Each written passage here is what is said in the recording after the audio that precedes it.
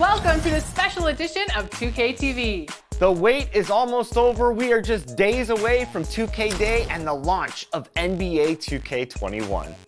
And if you can't wait, you can get early access to the NBA 2K21 demo right now. Here's how you get started.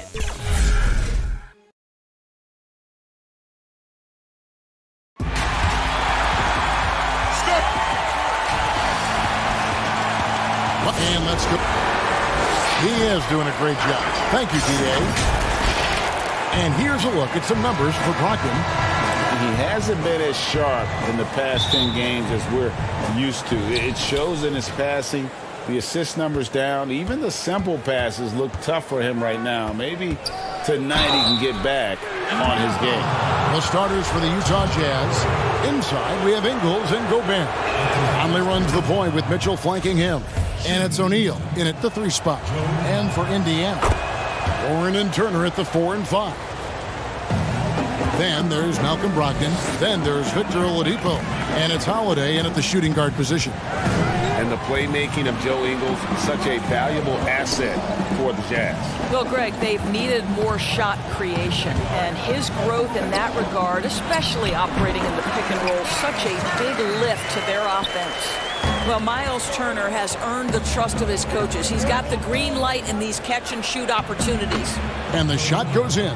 Just setting the tone with an aggressive move to the rack. And where's the help defensively? To me, Greg, that's a complete lack of communication on that side of the ball. These guys need to be talking to each other.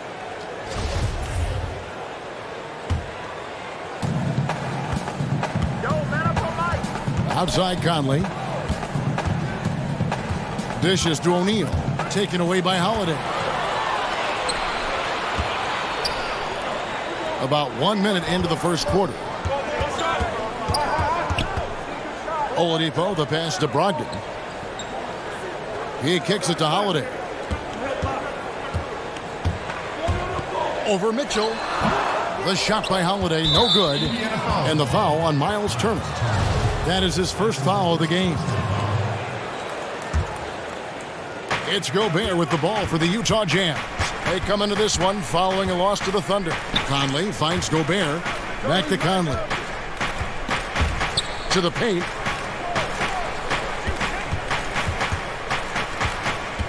To the middle. Here's Ingles.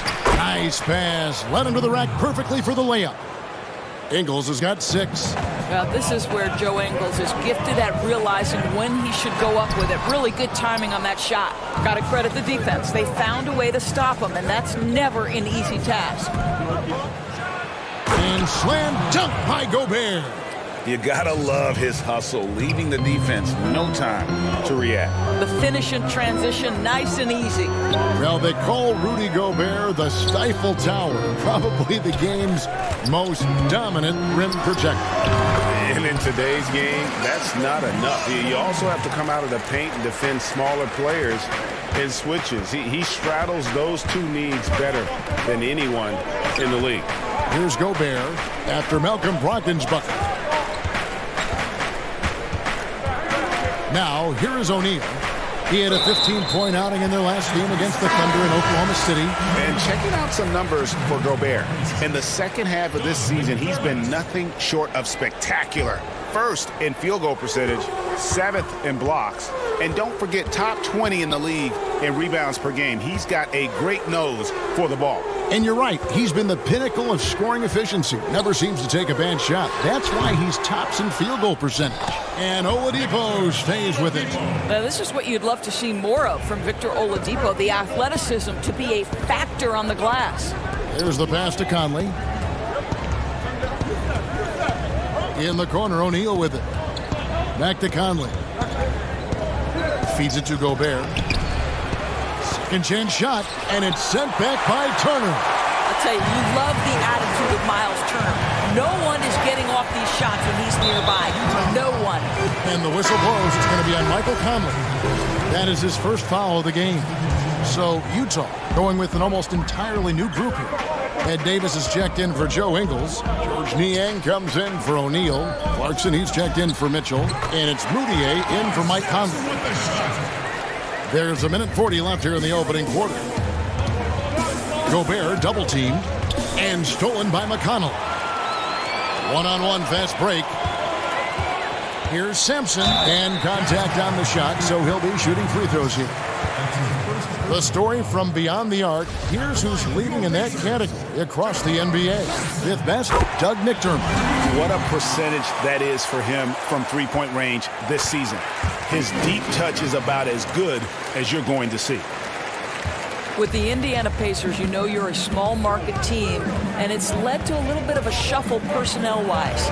What's incredible, they continue to put a competitive product on the floor year in and year out. Gobert can't hit. Not a lot falling for him in this quarter. He's got to stay aggressive, try to break through, see if you can get an easy opportunity. The three, buries it from three-point range. And good to get him going early. That shot should give him some confidence. It's all about mindset out of the gate. If you're aggressive and they give you room, go ahead, let it fly. And with that one, it ends an 11-0 run by the Pacers. The shot by Holiday, no good. Well, we didn't see the same kind of control we're used to seeing from him. This guy is usually a tremendous finisher. Here's McDermott. The shot, no good. So Utah will take it the other way. Last time they met was in Utah. And the last time these two met, they were able to get a big win because of that bench production. Second unit might be a factor in this one as well.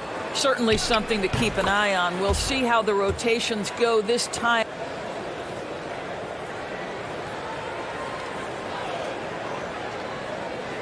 Out every night it seems to be different. Pacers have gotten 5 of 10 shots to drop in this game so far, right at the 50% mark.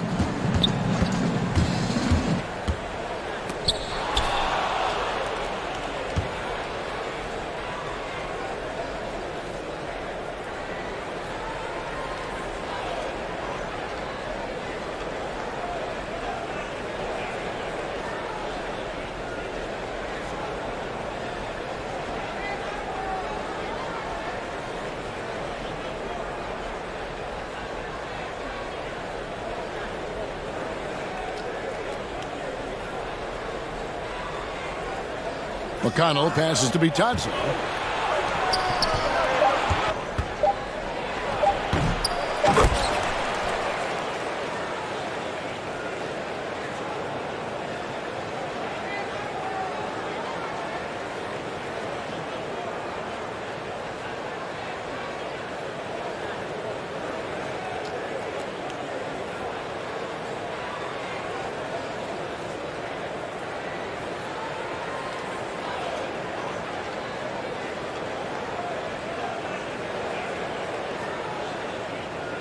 Davis.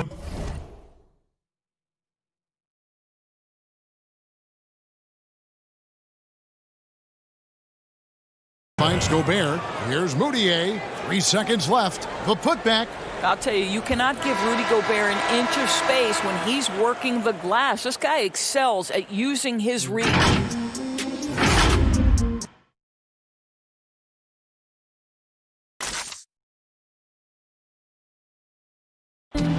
One of the better two-way guards in the NBA, Mike Conley said. He's one of my favorite players growing up. And you know, Conley, maybe not the size of Peyton, but Greg, he's always taken the challenge defensively. And you can see how much of an influence the glove had on Conley. He plays a lot like him on that end. Some good action already in this one, but a fairly even matchup after the first quarter of play. What do you guys think about the Jazz here in this one? Playing inside out in that first quarter led to some high percentage shots in the paint. It is great when you can get that established early, because to me it opens up every other aspect of your game. On the floor for Utah, getting going here in the second quarter. Emmanuel Moutier out there with Jordan Clarkson. And there's Davis, and it's Rudy Gobert, and it's Niang in at the 3. And up the court come the Pacers on the break. Over to the wing. Back to McDermott. Indiana moving the ball over. Here's Sampson, defended by Moutier. Just 5 on the clock. McDermott passes to Bitadze. Good on the 13-footer. Itate's got the opening basket here in the second quarter for Indiana.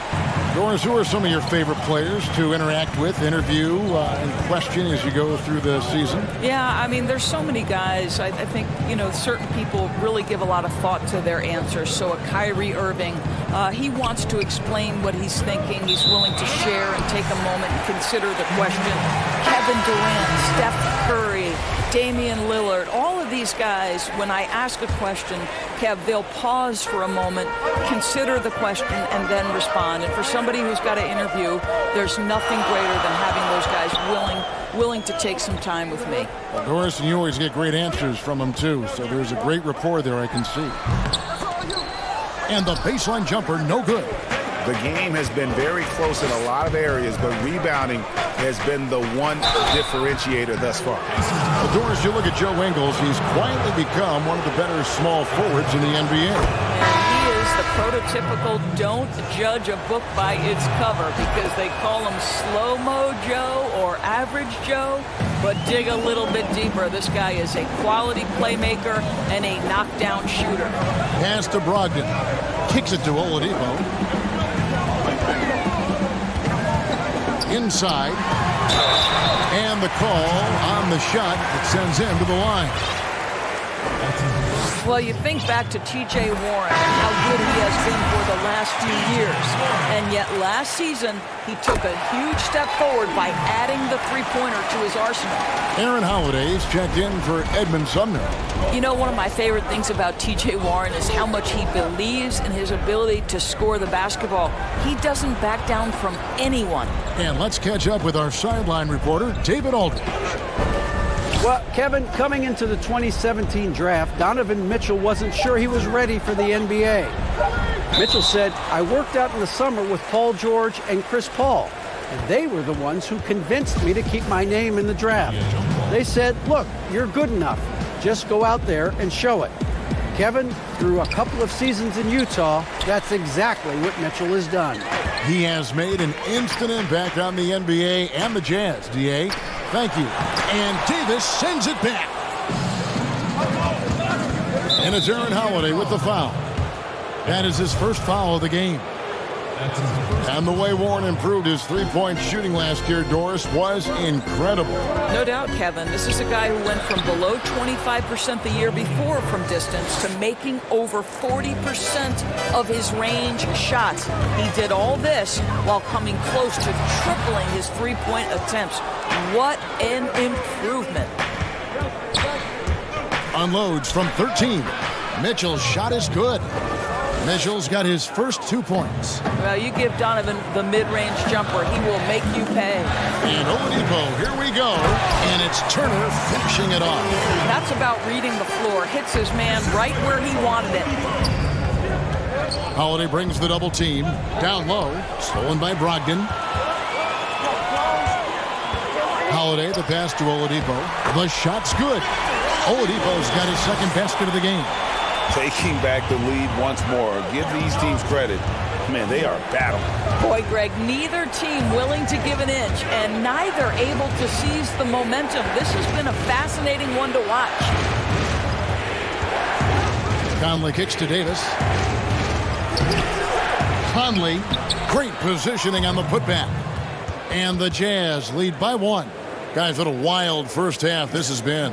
Wow, back and forth start, that's for sure. Here's Turner, and it's Turner finishing it off.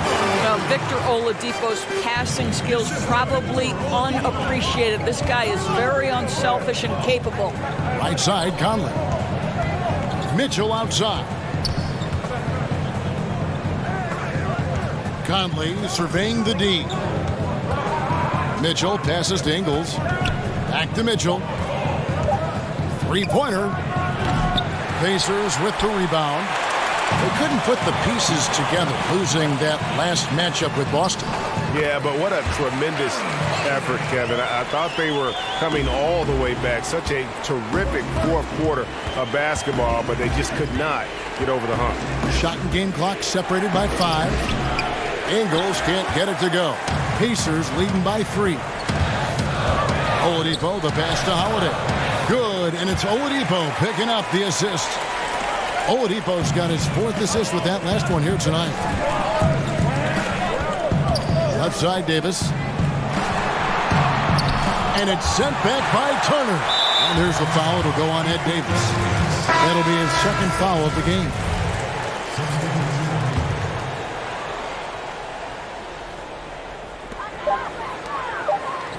Outside Holiday.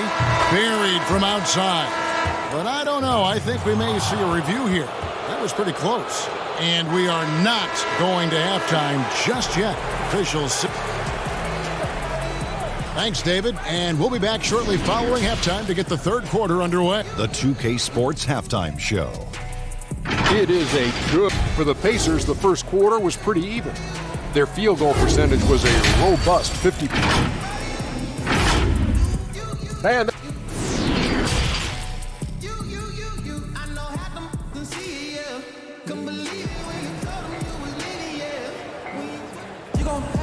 And if you're just joining us, we've played through the first half in a game that's been fairly even so far.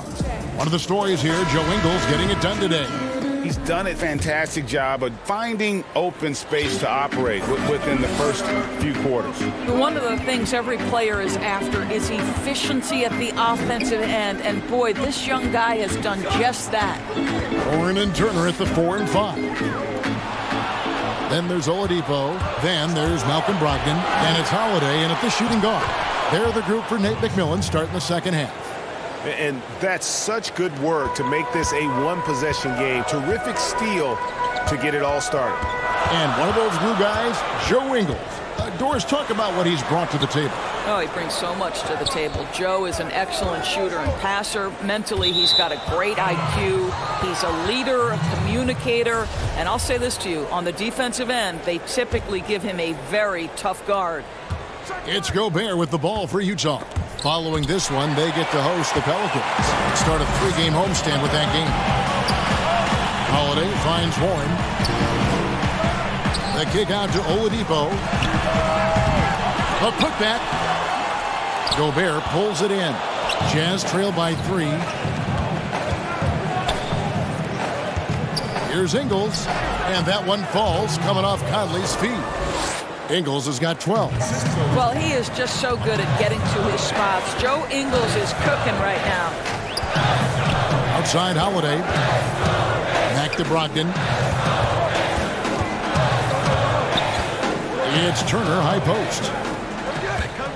Back to Brogdon. 6 to shoot. Puts it up from 12. Gobert pulls it in.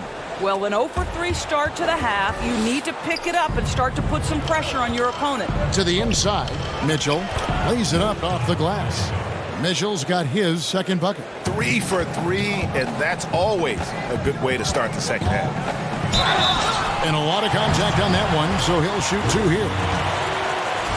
And you hear it all the time about how they say reaching the top can be the easy part. It's the staying there that's the true challenge. And Victor Oladipo achieved stardom, but has to make his way back after his knee injury in early 2019. And Utah making a change here. Clarkson's checked in. Baseline jumper.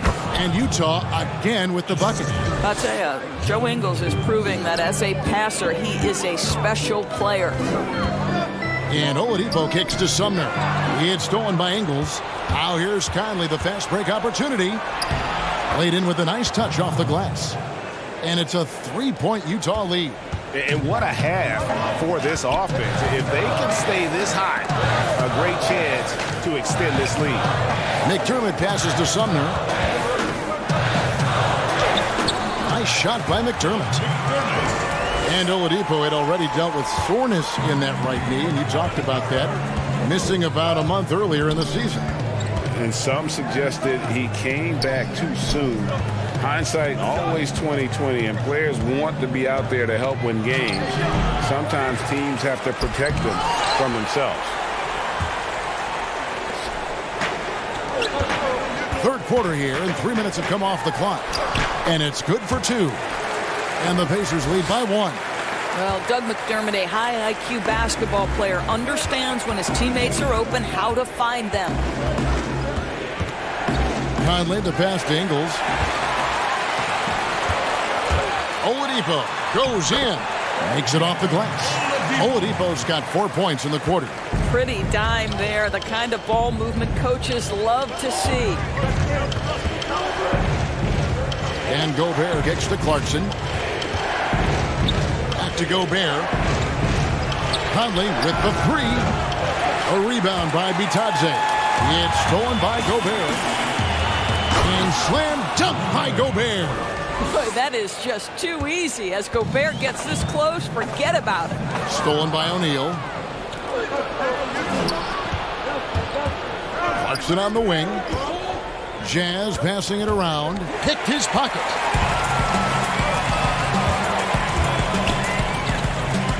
Pass to Sumner. He tries for three. No good that time. Now the Jazz take it the other way. Conley finds Ingles. Here's Gobert. Right wing. O'Neal passes to Gobert. It's deflected. 34 seconds left to play in the third. And the whistle blows. It's going to be on Michael Conley. That's foul number 2 for him. And some changes here for the Pacers. J.K. Sampson comes in for Victor Oladipo. And it's T.J. McConnell in for Justin Holiday.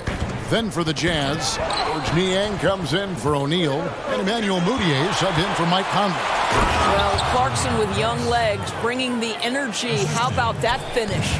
Pacers have gone 3 of 7 on field goal attempts here in the second half. And Sumner gets it to go. Sumner's got his first basket of the night. As we approach the fourth quarter, still anyone's ballgame. Yeah, neither team able to create much of a cushion. Now, Mudiay. Here's Gobert. Off with the layup. And we just finished the third quarter, and we've got a tight ball game here. Pacers lead by 1. And we're coming back in just a moment. Get ready. And while we can now, let's take a look at today's State Farm assist of the game. And the definition of teamwork right there, guys. I mean, what great communication between them, and what a beautiful feat. And, Greg, nothing better than chemistry, right? Working together to create a bucket. And with these teams locked in a very close contest, this fourth quarter promises to be a good one. All fueled up and ready to go. Let's reset the lineups courtesy of Gatorade for the fourth quarter. And so in the game for the Jazz, they've got Clarkson, Mudiay out there with Mitchell. And it's Rudy Gobert. And it's Niang in at the 4. Count that one. They continue to battle out there, so close to taking the lead. Yeah, but that's been elusive. They've missed a few plays along the way that they'd love to have back. And there's the foul. It'll go on T.J. McConnell. That's his first foul. The Pacers making a change here. Holiday's checked in.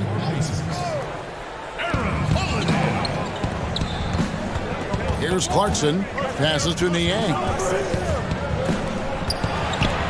Stolen by Warren. On the wing, Holiday. Covered by Mitchell. Here's Turner. And Turner throws it down. And this is why Miles Turner is such a high percentage scorer. You combine length, athleticism, and basketball skills. Good luck with that, defense. Turner with the steal. McConnell passes to Warren. And the layup is good after a nice lead pass. And the Pacers lead by 3. You want easy looks? Don't allow the defense to set up. What a beautiful fast break opportunity, and the finish pretty good. Now here's Mudiay. Defense right on him.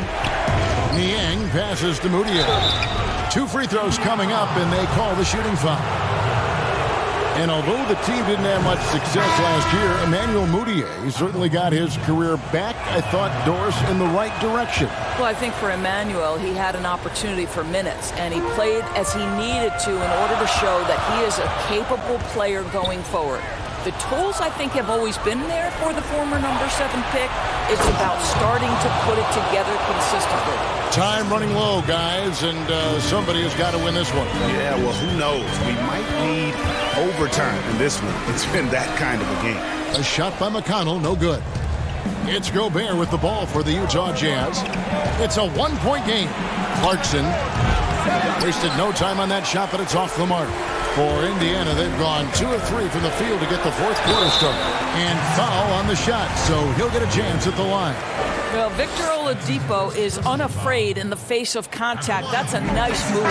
First one falls for him. Royce O'Neal's checked in for Utah. Mike Conley comes in for Moutier. Oladipo hits them both. And the Jazz with possession here.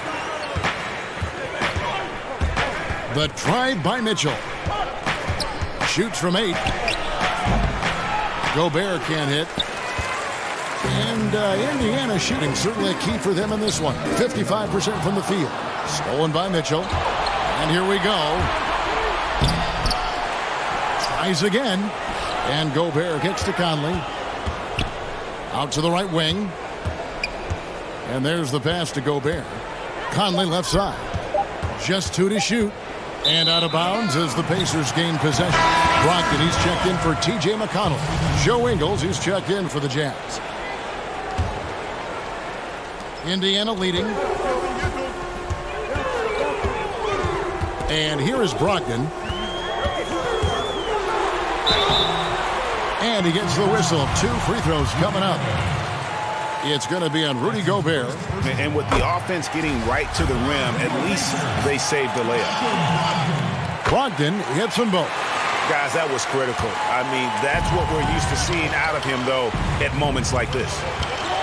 Mitchell finds Gobert. Count it. Good. And he's now got the double-double. 10 points and 10 rebounds. Rudy Gobert is so competitive. Doesn't want to let a big moment go by. Nicely done. Master Oladipo.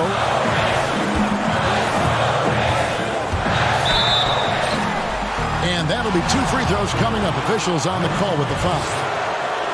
Boy, that's an example of really quick feet by Victor Oladipo. He's just so good at getting into the lane to pick up these fouls. And so he drops them both. It's a 3-point game. Well, in a game this tight, you can't overlook how important those free throws could be. O'Neal, and he lays it straight in. Well, Rudy Gobert stands 7'1", and he's an unselfish guy who puts the pass on the money. Holiday goes in.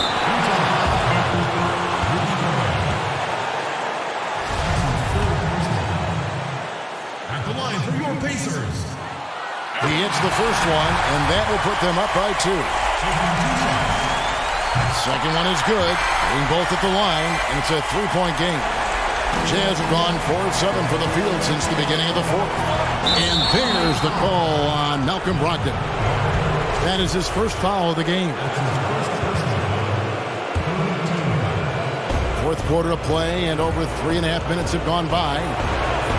Conley gets the bucket. And you can feel the excitement in the building. Both of these teams pouring it on. There's been a bit of a flurry here late, and this game may come down to which side gets a stop or 2. Here's Brogdon. That shot off. O'Neal with the defensive effort. Mitchell in the corner.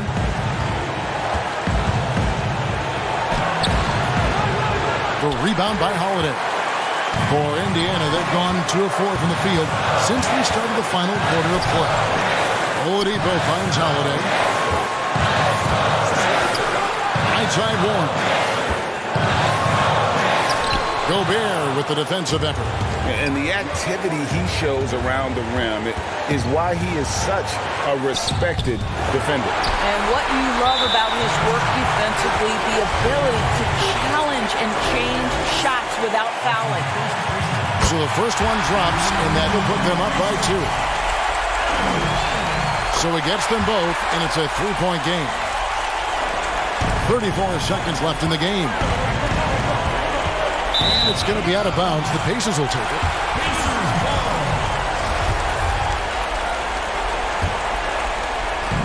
30 seconds left in the fourth quarter. I think we'll see them burn the clock a bit here. Yeah, smart move. At the line for your First free throw is good, and that gives them a 4-point cushion. 2 shots. And And so both free throws are good. And it's a 5-point game. Yeah, 2-possession game now after knocking both of those down. Here's Mitchell. They grab their own miss. It doesn't go for him. And so it's Turner with it. He brings it up for the Pacers. Now the dish to Oladipo. And Turner kicks to Holiday. Back to Turner from the arc. Yes, and it's Holiday with the assist that time. I'll tell you, for a big man with his length, Miles Turner shoots it well from deep. This guy outstanding at spacing the floor. So it's Indiana picking up the win. A confident win and one where they clearly showed the greater effort. Yeah, I mean, it was a...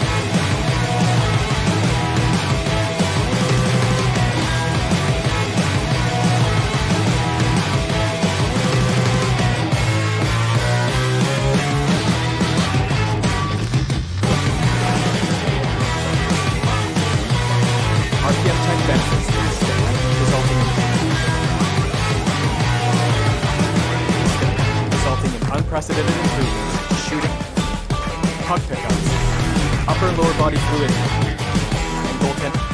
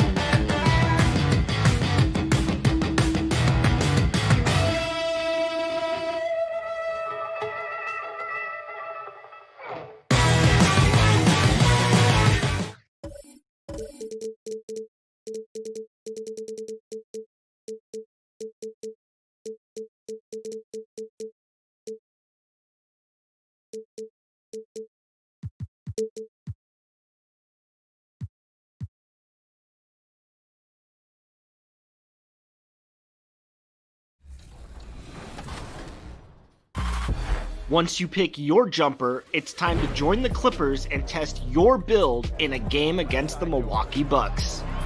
Yes, and it's my player picking up the assist. And if you're not feeling one of your builds, you have the ability to make 6 total builds and play 1 test game for each one.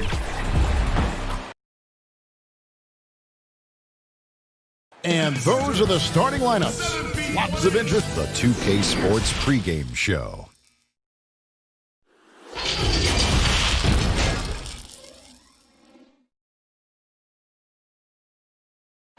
Welcome, everyone. Thanks for DA. You're right, DA. A big lift for their offense. And he defends, too. Let's quickly take a look at the standings out west. The season nearly complete. You look at the Jazz, advantage in 1 series. Right now for the Jazz, this hasn't been the breakout season that many were predicting, but they're still very much in the hunt for a high postseason seed, and that will keep them focused here during the season's final stages. Well, the goal is very defined. They have to have a strong finish to the season and make sure they get home court advantage for at least the first few rounds of the playoffs. So here's Miami's starting group. They've got Robinson. Bam Adebayo is out there with Jones. Then there's Jimmy Butler. And it's none in at the point. And for Utah, Conley and Mitchell, the talented backcourt pair. Inside, we have Ingles and Gobert. And it's O'Neal in at the 3 slot. Adebayo with the bucket. Brandon, looking ahead to the playoffs, when you made your first postseason appearance, were you surprised by the intensity you found once you got there? Kevin, it was my 2nd season. I was playing for the Clippers, so getting into the playoffs was quite miraculous on its own accord for the organization. But the level of detail in the playoffs and intensity in the playoffs, they know everything that you're going to do. And we were playing against the Utah Jazz, which at that time... Some pretty good players in it. Karl Malone, John Stockton, Jeff Hornacek, the great Jerry Sloan as the head coach. It was a wonderful experience, but you understood that the playoffs were different. Absolutely something different in terms of the intensity and what it is that that team knew about you. Here's none. He had an 18-point outing in their last game against Charlotte. Butler against O'Neal, just 4 to shoot. And it's Butler missing. The Jazz have gone just 1 of 4 to get this game started. Mitchell finds Gobert to the left wing. Conley the pass to Ingles. Nice ball movement by Utah. Here's Gobert. Here's Mitchell. 11 points for him in that last game against Oklahoma City. Shot up 2 there. Working his way for a high percentage look. That's just smart basketball. And that's a painted possession right there, a masterpiece, especially when the defense is not a factor. Now here is Robinson. Adebayo passes to Robinson. Off to a good start as he hits his first shot attempt. Textbook bounce pass there, perfectly timed. Pass to O'Neal.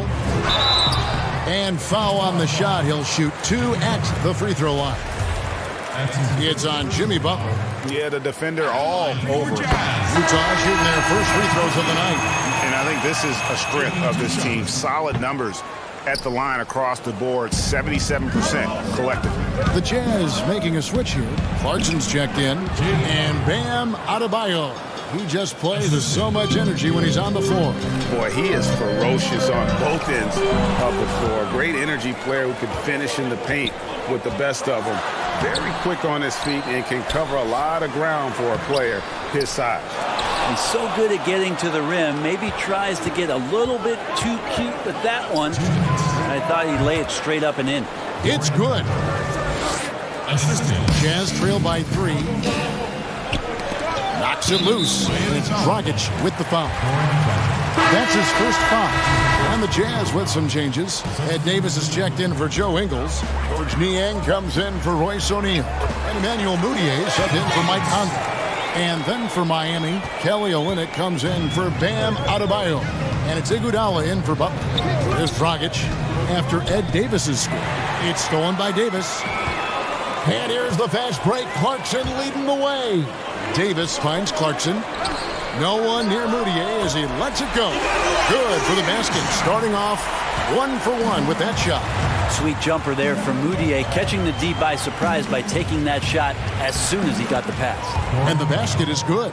Uncovered at the rim, finding cracks in the defense here early on. Just really smart basketball and exploiting whatever holes that he's seeing right now in the defensive squad.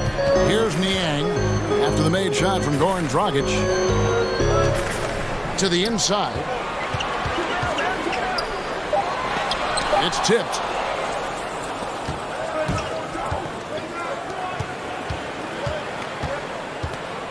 Outside Crowder. Olynyk high post. Miami needs to get a shot off. Lets the three fly. Doesn't get it to drop for him. So Utah will take it the other way. They come into this one following a loss to the Thunder. Olynyk with the steal. Here's Crowder, and Crowder slams it in. Well, if you don't take care of the ball, fellas, that's what can happen. Absolutely, Greg. That makes the turnover even more painful. And the gamble paying off. And it's Moutier with the ball. He brings it up for Utah. 4-point game. And there's the pass to Davis. Here's Gobert. It's deflected. And it's out of bounds. The Heat will take it the other way.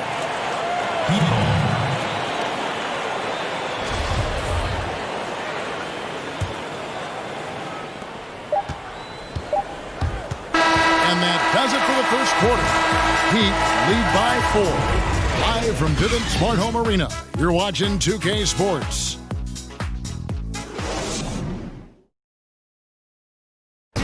The trade deadline is approaching, and Jimmy Butler talked about how it feels hearing your nickname. It was different for everybody, to tell you the truth. For me, staying level-headed and ready for whatever's next. That's Jimmy's mindset, Greg, in a nutshell. And it's fair to say that the level of professionalism and maturity he possesses is really impressive. And thanks again for tuning in. If you're just joining us, we've played through 1 quarter of action so far. And let's quickly break down the game we've seen from Miami, guys. Well, they've been aggressive from the beginning, particularly on the offensive end. Well, if they wanted to start well, this would be it. They seized momentum right away, and they just didn't let it go in that quarter. In a moment now to reset the lineups, courtesy of Gatorade, all fueled up for the second quarter of basketball. On the floor for Miami, Iguodala out there with Dragic. Then it's Jay Crowder. Then there's Myers Leonard. And it's Silva in at the 4. And with this summer's acquisition of Mike Conley, Greg, the Utah Jazz hoping to make a step in the West. And really, Mike Conley, their best point guard since they traded away Darren Williams back in 2011.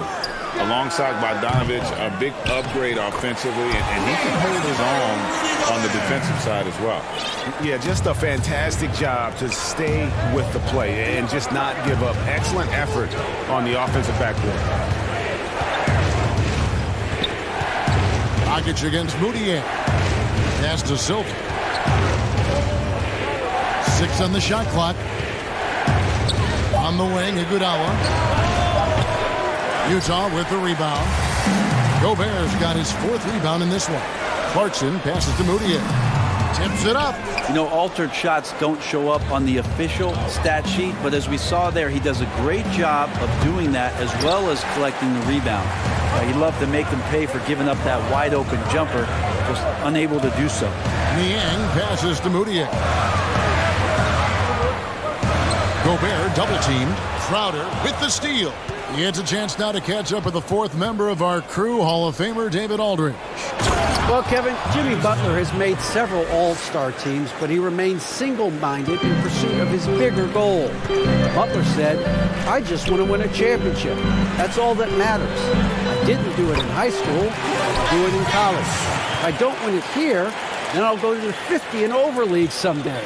But I got to win a championship at some stage. Kevin? I like that attitude. Thank you, D.A. Good on the bucket.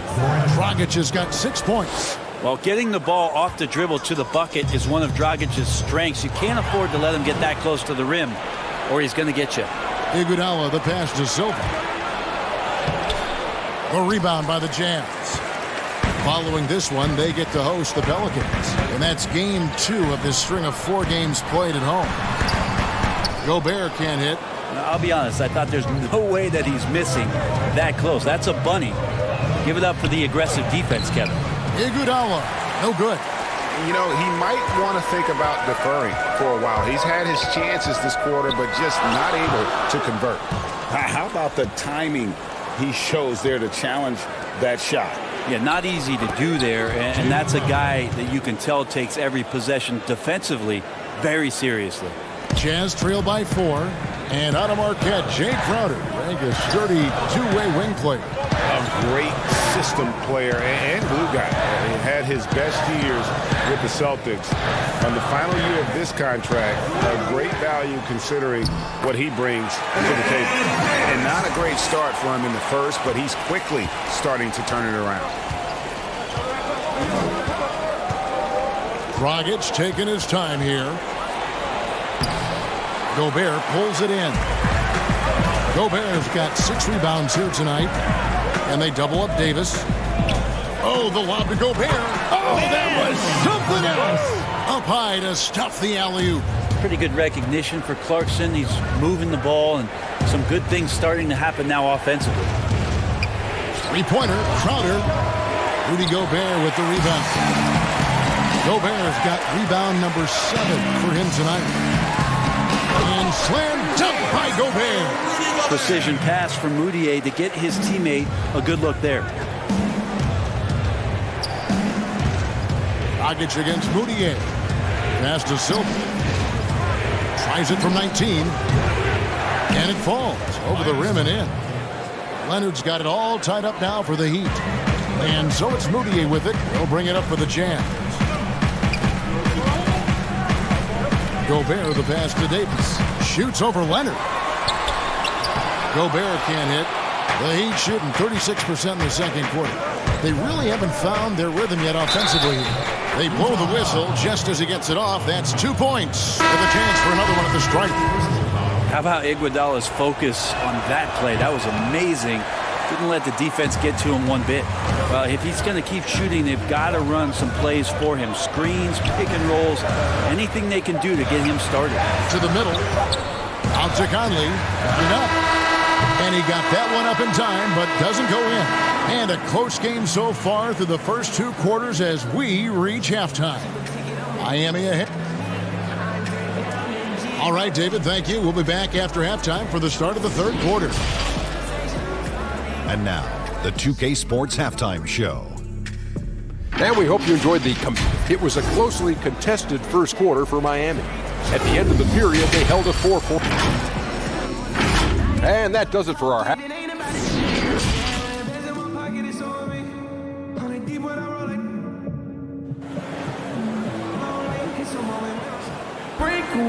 And as we get into this third quarter, as we've seen so far, neither team able to create much separation on the scoreboard yet. Rudy Gobert has been sensational. In those first 2 quarters, he was pretty much an automatic bucket getter if he got it down low on the block. Yeah, we'll see if the double teams start to come here in the second half to make them adjust offensively. But he's going to keep going at it. Inside, we have Ingles and Gobert. Conley runs the point with Mitchell flanking him. And it's O'Neal in at the small forward. That's the group starting the second half for Quinn Snyder. Ties it up with that one. You know, he's such a smart scorer. He doesn't force anything, lets the opportunities come to him. Here's Nunn, over by Conley.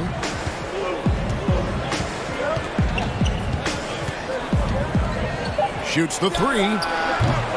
Nunn can't get it to fall. The game has been very close in a lot of areas, but rebounding has been the one differentiator thus far. Count that one.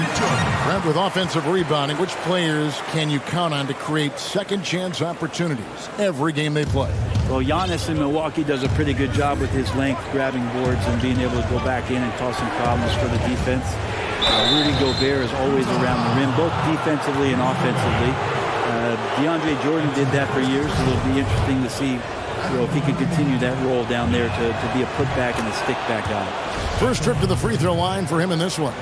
And he is a cool customer at the line, guys. You've got to be when you're shooting 84% on the season. The Jazz shooting 43% for the game. And stolen by Butler. Conley against Robinson. Pass to Nunn.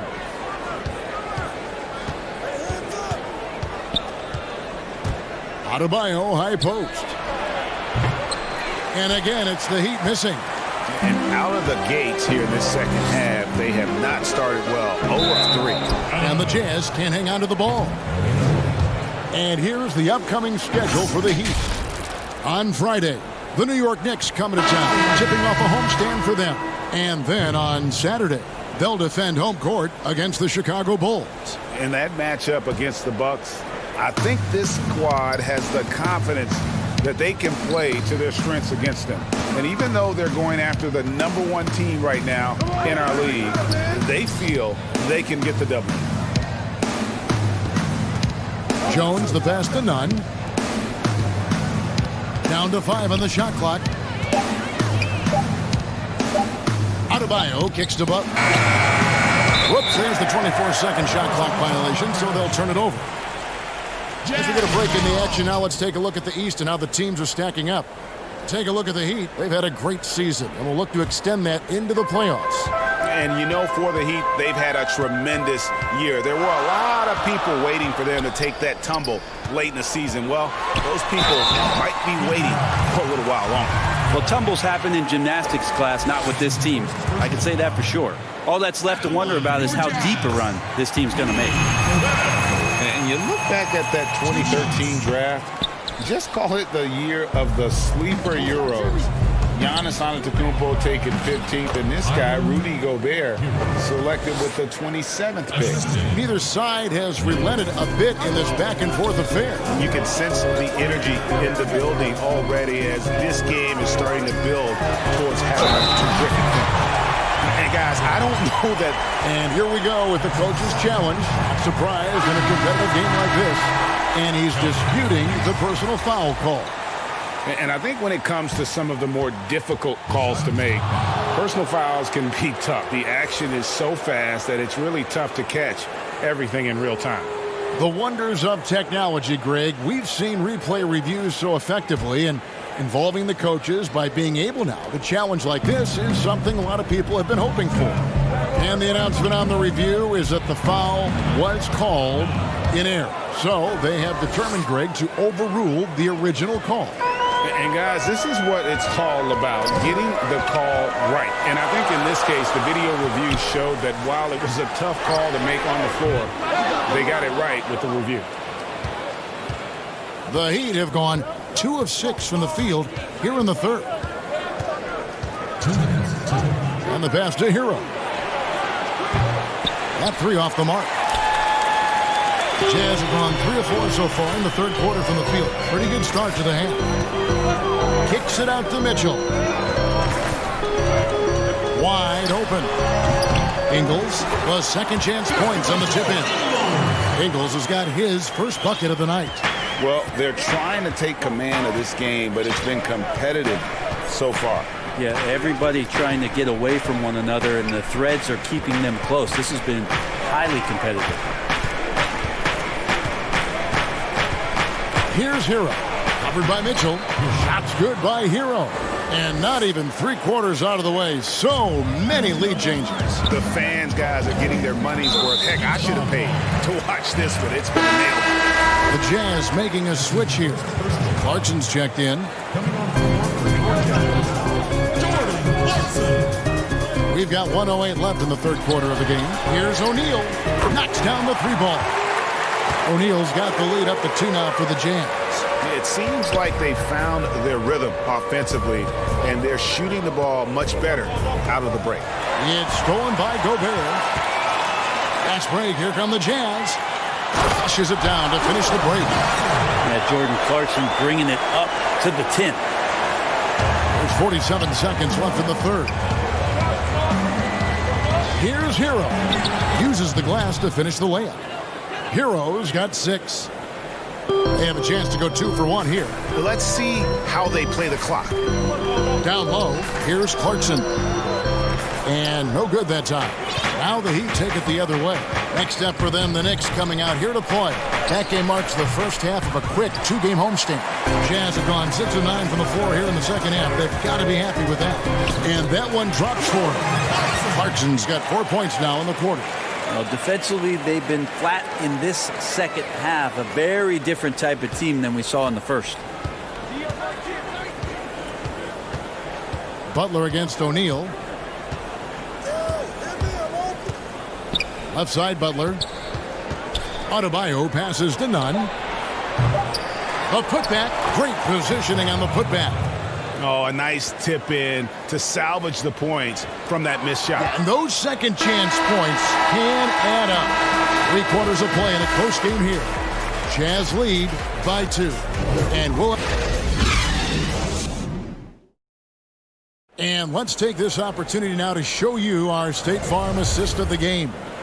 And he may not be known as a pass-first guy playing out of the 2-guard spot, but he shows here that he can dole out an assist or 2 when he needs to. Even though the position is called shooting guard, passing part of your responsibilities in today's game.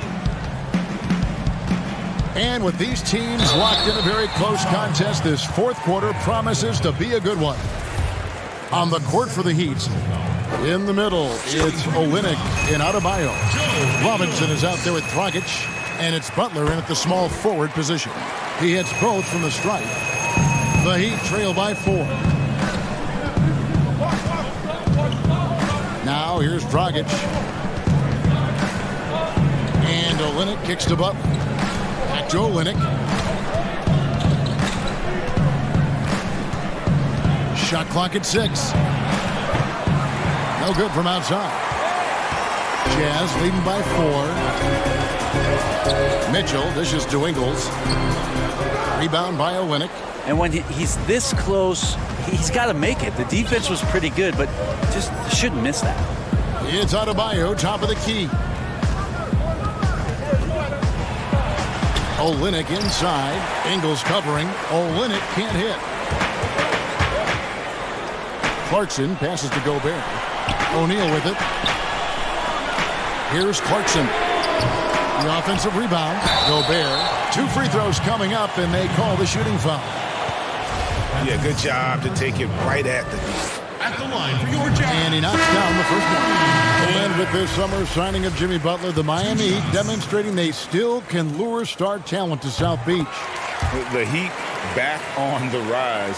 The Butler signing sets the stage for the summer of 2021 when they should have the cap space to sign another max player. Jones checked in for Miami. And they continue to control the glass. Here's Mitchell. And it's Mitchell with the jam. Beautiful transition offense there. That's execution at its best. Yeah, once you burst through a seam like that, you got to look right towards the rim. Sweet play. Up top, Adebayo.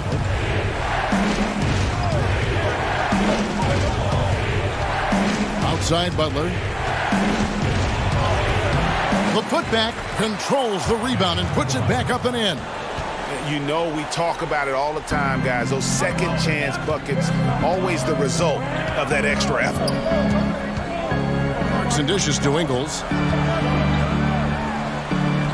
And he uses the glass on the layup. Ingles has got the lead up to 8 now for the Jazz. That's a defensive breakdown. You can't let him get that deep. Yeah, how do you let him get a lounge chair down there and be comfortable in the paint like that? It's good on the putback. Oh, big time putback there. What a great motor on this guy. There is no one who goes after those rebounds harder. And really the story of this second half. One team getting the shots they want, the other not so much. Well, this team did something at halftime, going from a mild-mannered half-court executing team to some heroic shooting in the second half. On the wing, Jones. Pass to Adebayo. Over Gobert. Rudy Gobert with the rebound. Gobert's got rebound number 12 here already in the game. Gobert with the block.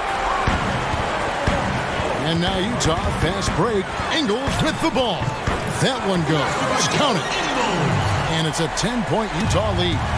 Boy, you have to be impressed with the offensive production. They have got it firing on all cylinders. I mean, this team is just dangerous. Right now, every shot that they're putting up feels like it's going in. Here's Butler. Passes it to Adebayo. The shot's good on the assist by Butler. And now it's only a 5-point Jazz lead. There is the all-around game of Butler. A nice assist to cash in on that possession. And that one good from Clarkson. Such a critical part of how their offense is going to flow. Things are only working when he seems to be on the floor. Here's Dragic. Lays it up off the glass. That's an incredible play from Goran Dragic. What a shot. Jazz leading by 5. And that'll be 2 free throws coming up. Officials on the call with the foul. That's his first personal foul. Shooting for Utah. So the first one drops, and that increases their lead to 6. Mike Conley's checked in for Clarkson. Heat also with the sub. Nunn's checked in. Some padding here on the free throw line. Some good work. For Miami, they've gone 5 of 12 from the field entering the fourth quarter. Pass to Adebayo. Gobert with the block. Now, here's Ingles. He's covered closely. 1:03 left in the fourth quarter. Gets it to go from beyond the arc. Ingles has got 11 points here in just the second half. Miami's gone 1 of 3 from outside the arc since we've reached the fourth quarter. And the whistle blows. It's going to be on Michael Conley. That is his first foul of the game.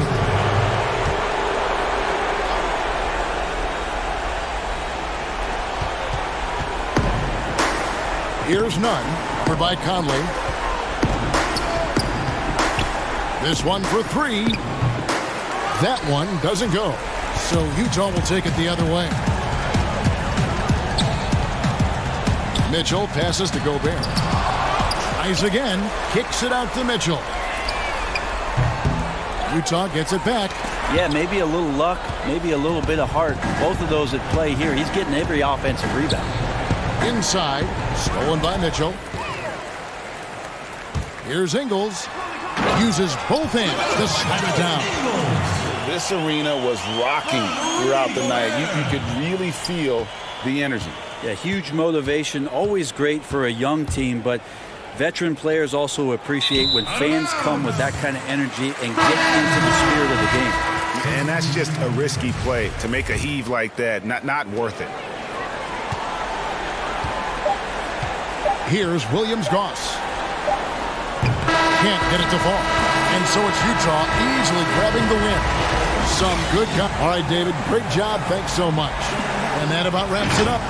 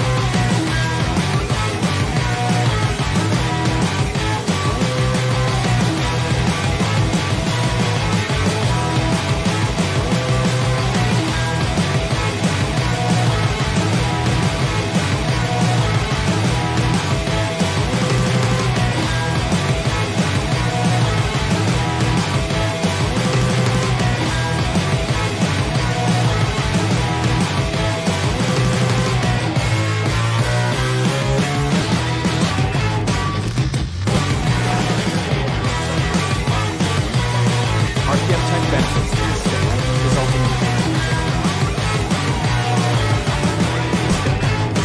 unprecedented improvements in shooting, puck pickups, upper and lower body fluidity, and goaltending.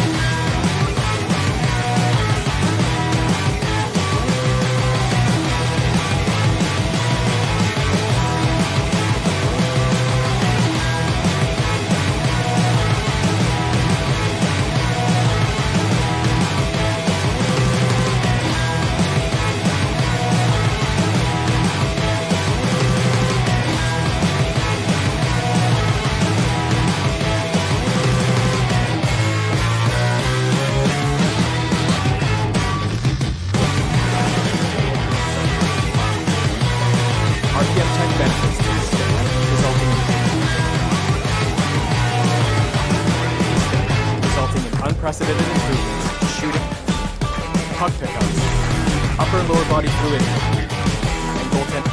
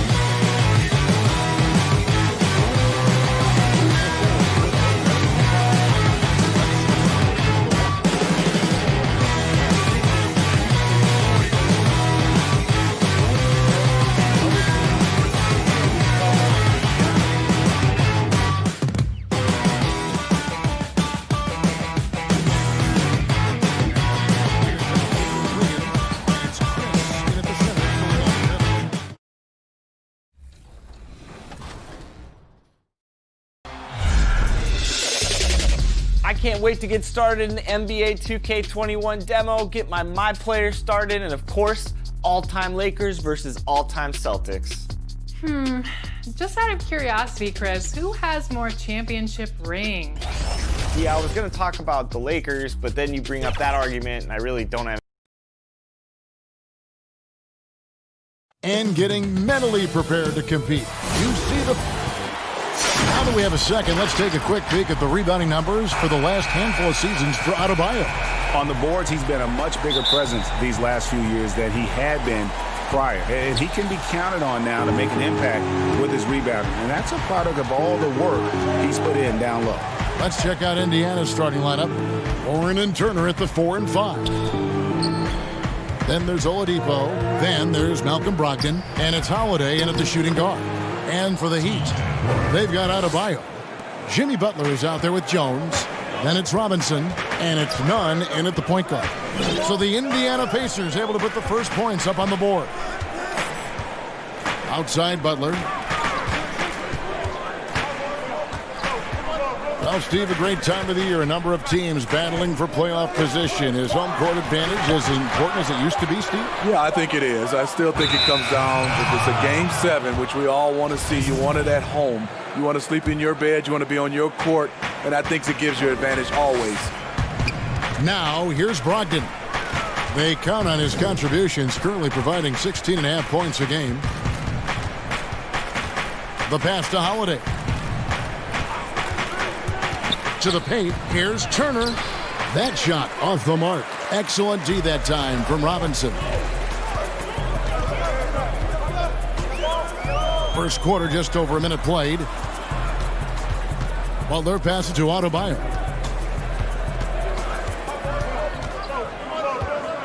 Just 5 on the clock. A beautiful reverse layup. And he's got such a great touch and feel around the basket. He made that reverse look easy. Brogdon kicks to Warren. Some nice passing here by Indiana. Double team on Holiday. Warren on the wing. Pass to Turner. And there is a whistle. That'll go on Derek Jones. That's his first foul.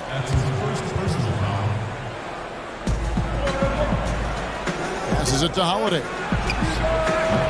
Offensive rebound.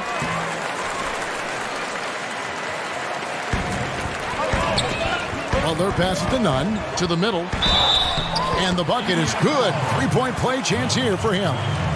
Yeah, heard the whistle and then kept his focus and able to still knock it down. And Smitty, you talk about players who can just be vicious to the rim. Wow. Derek Jones is on that list. Yes, he can dunk the ball with so much force. You feel the building shake. So scary when he's coming down the paint to catch a pass because of his insane leaping ability. Now here is Holiday. Taking a look at his stats, he's averaging around 9.5 points a game. Three-pointer, just 5 to shoot. And he's good on the 3-ball. And that's exactly what he's looking for, draining the triple. Nunn passes to Jones. Shoots over Warren. The rebound by Brogdon. Pacers have gone 2 of 5 here, making 40% so far to start out the game. That one goes in. Holiday's got 5 now. And once he got to the 10, I think he was surprised to find himself that wide open. Wow, that's a defensive breakdown. Can't do that against good scores. Here's Nunn. He had an 18-point outing in the last game against Charlotte. 2 minutes. Charity stripe shot, and it's in there. And this team looking to get him the ball and get him in rhythm quickly. Because he's someone that you lean on at the offensive end. Establish him early. And we're approaching about 3.5 minutes played in the first quarter.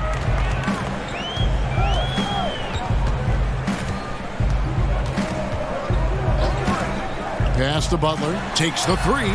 Off to a good start as he hits his first shot attempt. Jimmy Butler, not a pure long-range shooter, but good enough to keep defenses honest. Here's Holiday.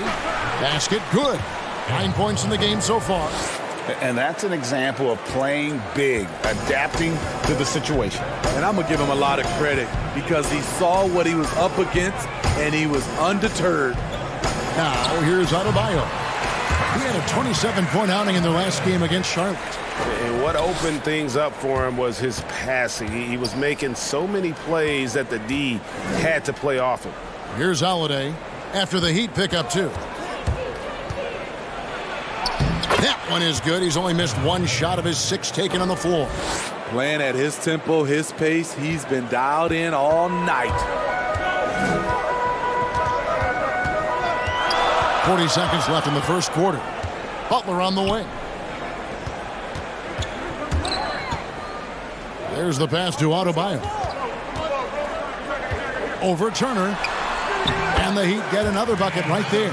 This tug-of-war game continues. And guys, that's lucky number 7 already in this game. Here's Holiday. It's good. Now he's shooting 6 for 7. And that's 10 straight points in the paint. The defense, nowhere to be found. Nunn passes to Adebayo. And Adebayo throws it down. Pushing the action, getting others involved. He does it time and time again. You know what it is? It's his creativity. That's making this engine run.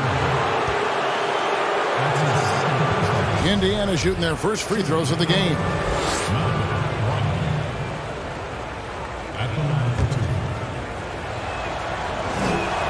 The first one falls. Brogdon hits them both. I'll tell you, he doesn't give points away. Excellent job from the line. Dragic taking his time here. And so, both teams trading buckets as we end the first quarter. Indiana.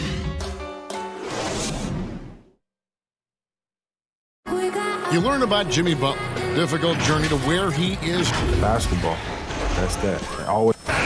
Well, you hear that so often, don't you, Greg? Between those lines can be an escape from the outside world. And in the end, Butler's obsession became his escape. Maybe why he remained so devoted to the game. And we welcome you back to our special Noche Latina broadcast. As the second quarter getting going right now. Let's quickly break down the game we've seen from the Pacers so far, guys. They've gotten to the line with tremendous consistency here through the first period. They just look hungrier out there. They don't mind taking the pounding. On the court right now for the Pacers, we've got T.J. McConnell, and it's McDermott in at the 4-man position. Outside, Dragic. Back to Olynyk. Clock at 6.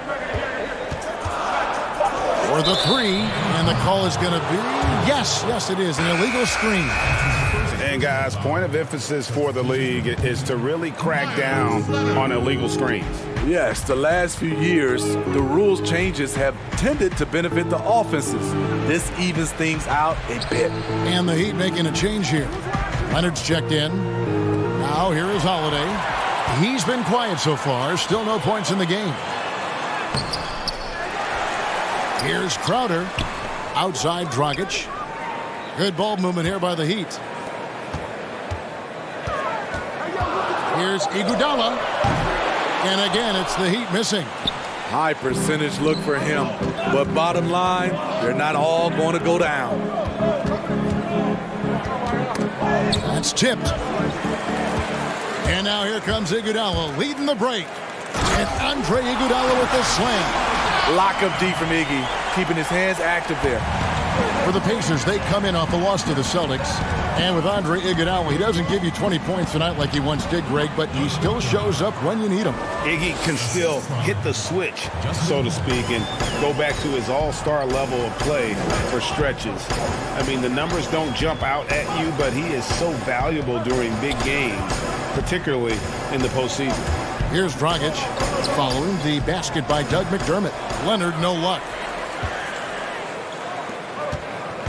Holiday attacking. That one, no good. And the Heat going the other way now. Defeated by the Hornets in their last game. They'll try to put that one behind them. Pretty tall point guard. Goran Dragic, sees the entire floor. Terrific look. And so it's McConnell with it. They'll bring it up for the Pacers. And they're off to Philadelphia after this game as they'll take on the 76ers. That'll be the second of this 2-game road trip. Just taking what the defense allows, and that's a shot he'll make all night. Now here's Dragic. He's still scoreless so far in this one.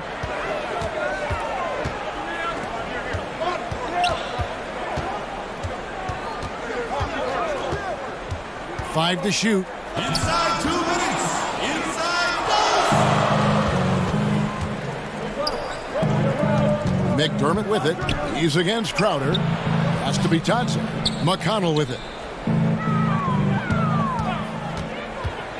From the stripe. No good off the back of the rim. The Heat trail by 3. Here's Hero. And he could not get that one to go. A lot of contact, and he'll go to the line for 2. Even when plays, Steve, aren't being run for them, certain guys always get a lot of their points on tip-ins and putbacks. They're always right there. Who catches your eye in that category? Andre Drummond, for sure, Kevin. He's phenomenal on the offensive glass. Rudy Gobert, Al Horford, he gets those timely tip-ins. He does, you're right. And then I look at another guy is Whiteside. When he's engaged, he can. Marvin Bagley is a newer name, and he's fantastic at that as well. Now, here's Brogdon. Turner inside. He's covered by Leonard. Count it. Turner's got the lead up to 3 now for Indiana. Heat have gone 2 of 6 in the field in the second quarter so far. Here's Nunn. He isn't playing a big part of their offensive scheme, averaging around 15.5 points a game. Leonard trying to break free, and it's Butler missing. I'm not sure what happened on that play. May have relaxed a little bit once he got to the rim. Warren outside to Brogdon. Passes to Sumner. 6 to shoot. Back to Brogdon. From deep three-point range. It's rebounded by Leonard. The Heat trail by 3. It's 9 seconds separating the shot clock and game clock. Here's Sumner. Still getting warmed up offensively. No scoring yet from him. Brogdon the pass to Warren. And the officials call it for a 3-second violation. The Pacers making a change here.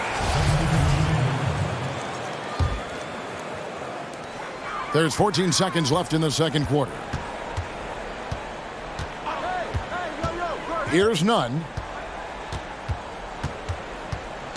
Pass to Adebayo. Shoots over Turner. And the last second attempt does not go in for him. And some good action through the first 2 quarters as we reach halftime. Pacers lead. Thank you, David. We'll be back after halftime for the start of the second half momentarily. It's the 2K Sports Halftime Show. Greetings to for the Pacers. The first quarter was pretty even. They were able to squeeze ahead by the end of the period with just a 1. And that's a wrap with the third quarter approach.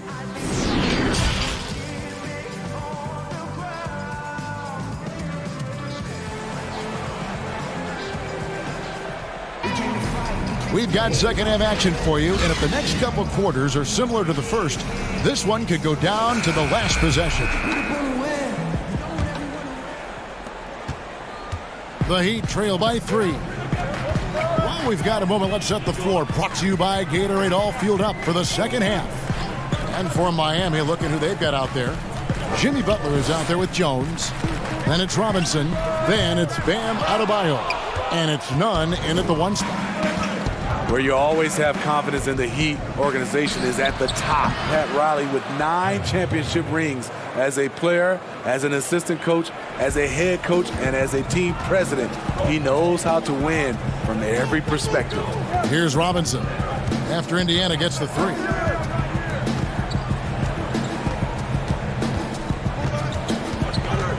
The pass to Nunn. Shot clock at 5. Adebayo against Turner. Jones trying to get open. And there's the shot clock violation. Couldn't get the shot off in time. Indiana leading by 6. Here's Brogdon. The putback. He hangs in there and cashes in on the second chance points.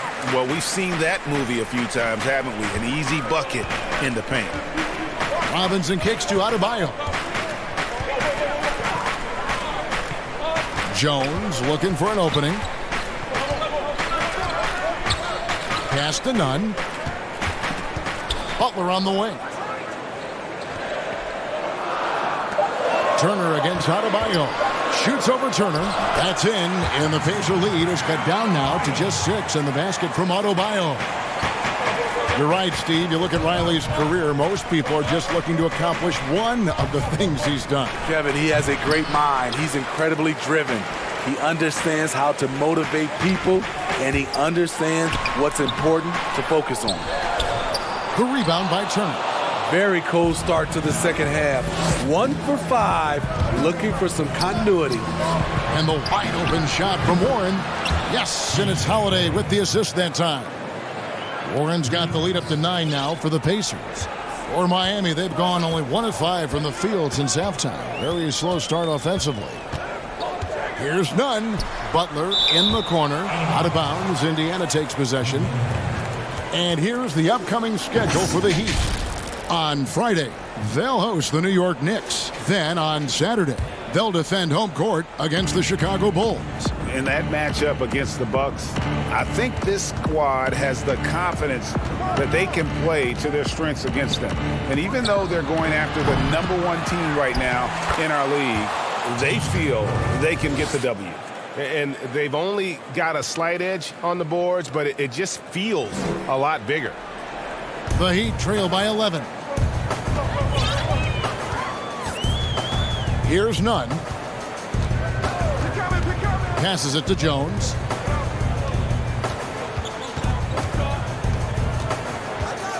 Trying his luck from deep. Pacers with the rebound. Right side Warren. Turner passes to Holiday. And Oladipo kicks to Holiday. Over Robinson. The shot by Holiday, no good. It's been a rough quarter for him. Can't seem to find any kind of rhythm. Pass to Jones. There's the 3. Doesn't go for him. So Indiana will take it the other way. Inside, Oladipo dishes to Warren. And Turner kicks to Oladipo. Brogdon outside. Back to Oladipo. Down low. Here's Warren. Good. And it's Oladipo picking up the assist. 9 points for T.J. Warren. Another good play. This is how they built the lead, calling on the right guys at the right time. The reason why they've stayed aggressive, and they have not let up this entire night. And at this point, I wouldn't expect them to. So good at the rim. A slow defensive rotation leads to the easy lay. Double team on Holiday. Feeds to Turner. It's stolen by Adebayo. And it's Butler missing. And with the success they've had rebounding the basketball, they're right where you'd expect them to be, firmly in the driver's seat. Yep, that one goes. Warren's got 9 points in the quarter. Really well done there. Just confident and composed, never in a hurry. They need a bucket in a big way here to regain some confidence. Butler kicks to Adebayo. Over Turner. The shot by Adebayo, no good. To the inside, here's Warren, and they call the foul, so he's got the and one chance here to make it a three-point play. Man, just adding insult to injury. He just waltzes inside and extends this lead. A uncontested shot at the rim, you have to compete at all times.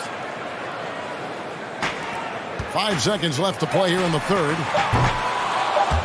And it goes out of bounds. That one off Dragic. Substitution for the Pacers. Doug McDermott. Holiday with the three, and that would have counted, but his shot was off the mark this time. And so it's Indiana in command with a 16-point lead as the buzzer sounds. They've been put... And a worthy candidate tonight as we take a look at our State Farm assist of the game. Just true artistry right there. I mean, great decision on where to go with the ball, and how about the perfect delivery? Execution. This is what you practice every day. These guys are professionals.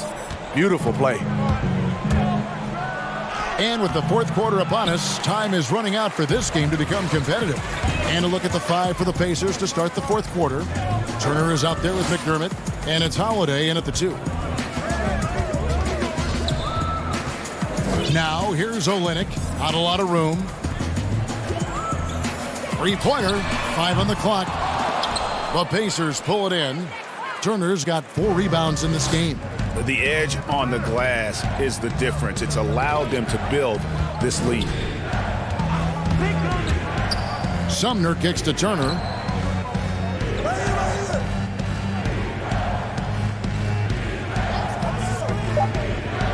Indiana needs to get a shot off. Rebound by Olynyk. The Heat trail by 16. Down low. Here's Silva. And that's good. And it's Dragic with the assist. And every so often, Steve, we'll see 2 teammates fighting over a rebound.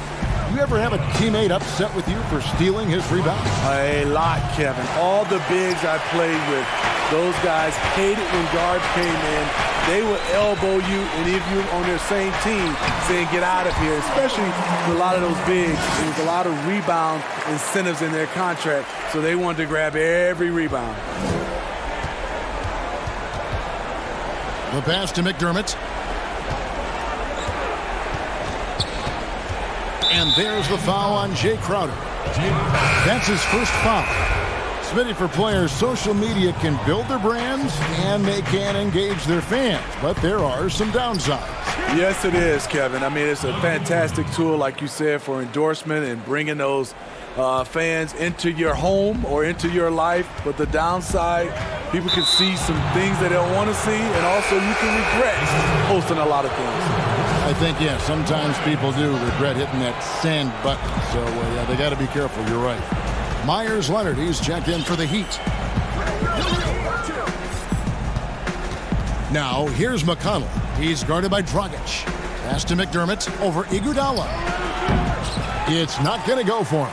The Heat go the other way with it. Outside, Dragic passes it to Hero.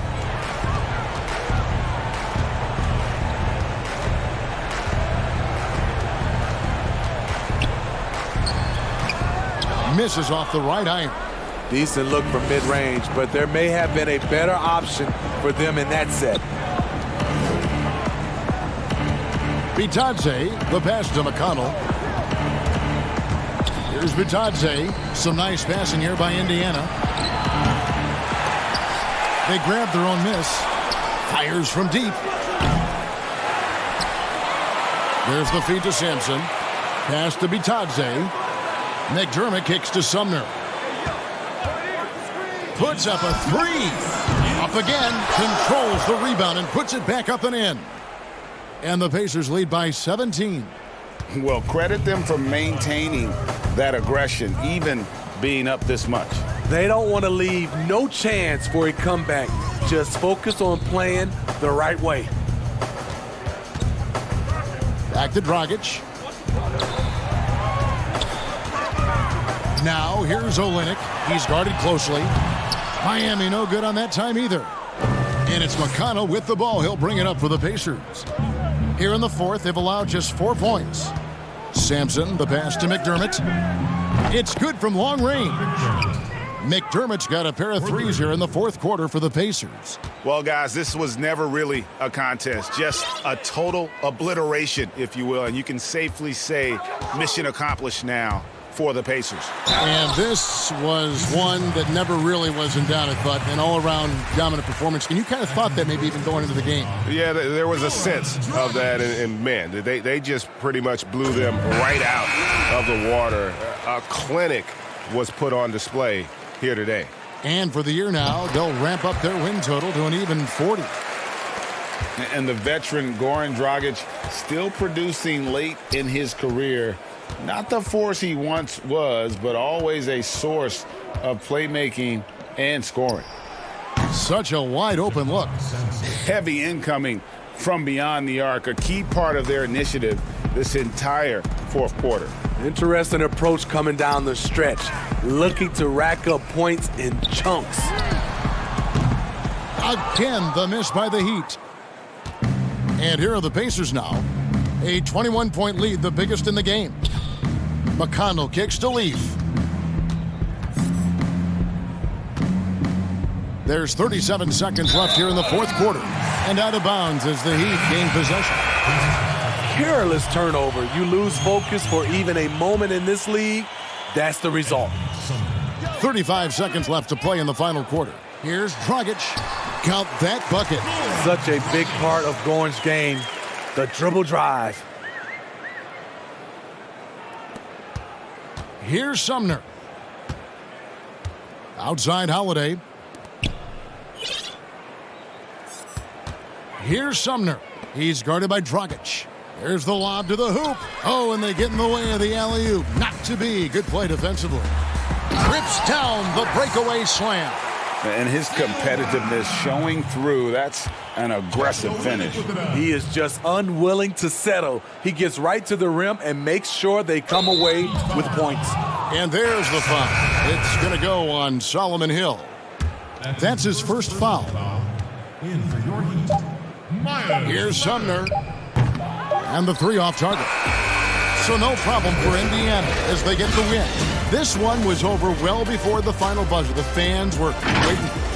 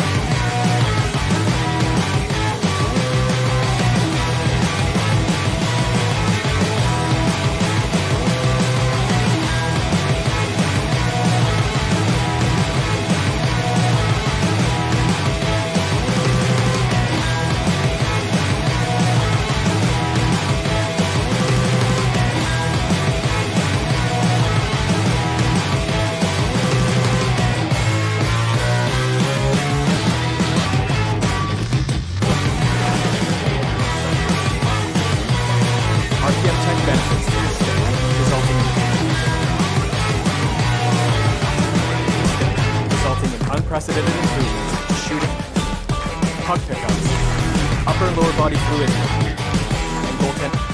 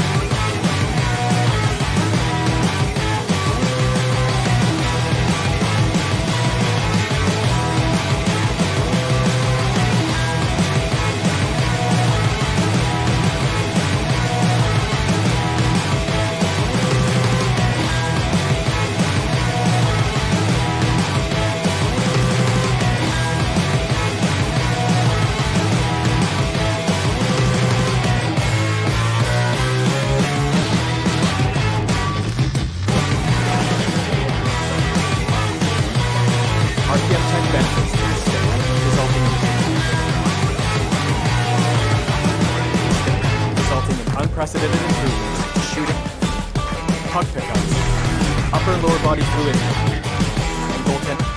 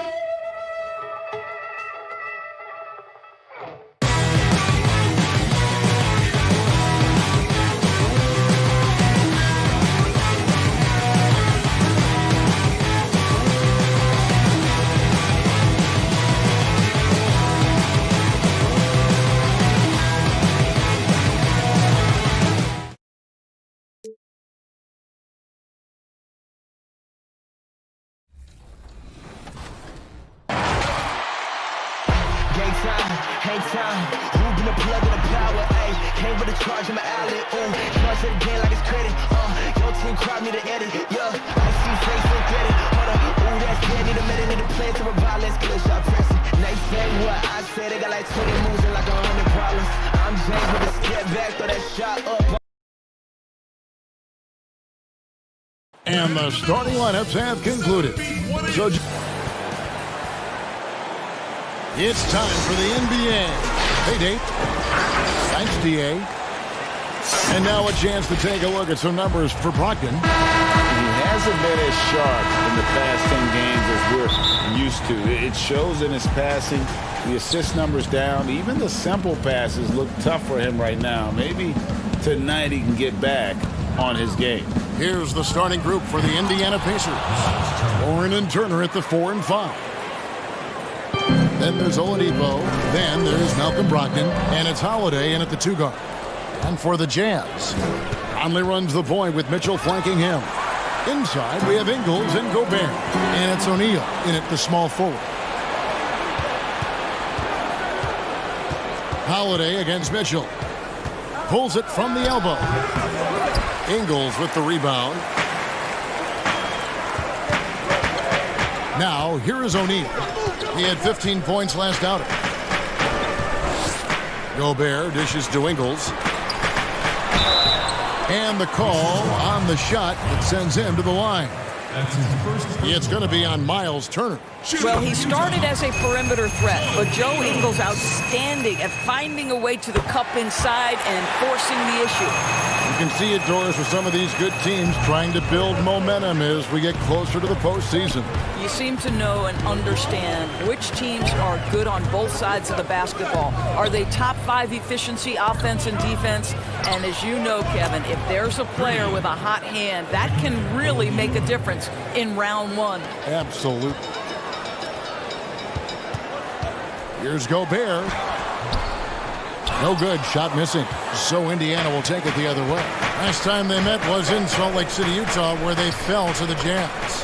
Well, if they want to avoid the outcome of that first meeting, they'll need to be stronger on the glass. They were completely outmatched in the last one. Well, you have to believe the coaching staff made that a point of emphasis. Better aggressiveness, better intensity on the backboards. Oh, this is the kind of start they were hoping for. To stop the run. Count that one. Well, Gobert inside, right? He has such a strong sense for when to take advantage of the skills he has at his disposal. Holiday, the pass to Brogdon. Back to Holiday. Looking for Warren. He gets it there. And they pick up 2. Warren's got his second bucket of the night. Yeah, another nice bucket down low. They've really been able to work the ball into the post effectively here so far. Now, here's Ingles. 20 points for him last game against Oklahoma City. And the foul on Victor Oladipo. That is his first foul of the game. That's his first personal foul. And just under 2.5 minutes elapsed here in the first. The D feels like it's everywhere, and that pass should not have been made. Holiday, that one, no good. Good work defensively by Conley. Brogdon against Ingles. Here's O'Neal over Holiday, and O'Neal gets it to go. I'll tell you, Joe Ingles is proving that as a passer, he is a special player. And something that's troubled Indiana the last 3 years, rebounding.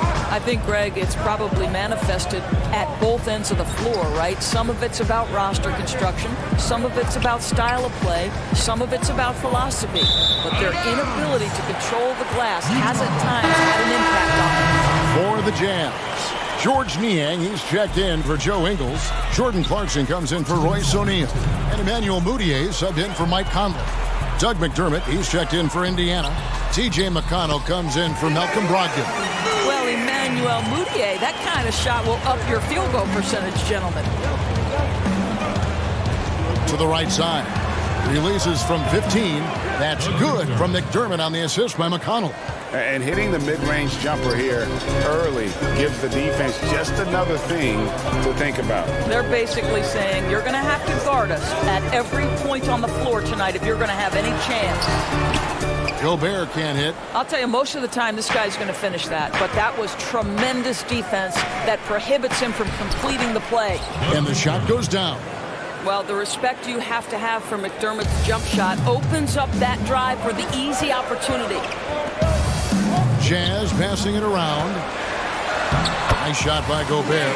Just setting the tone with an aggressive move to the rack. And where's the help defensively? To me, Greg, that's a complete lack of communication on that side of the ball. These guys need to be talking to each other. Here's McConnell.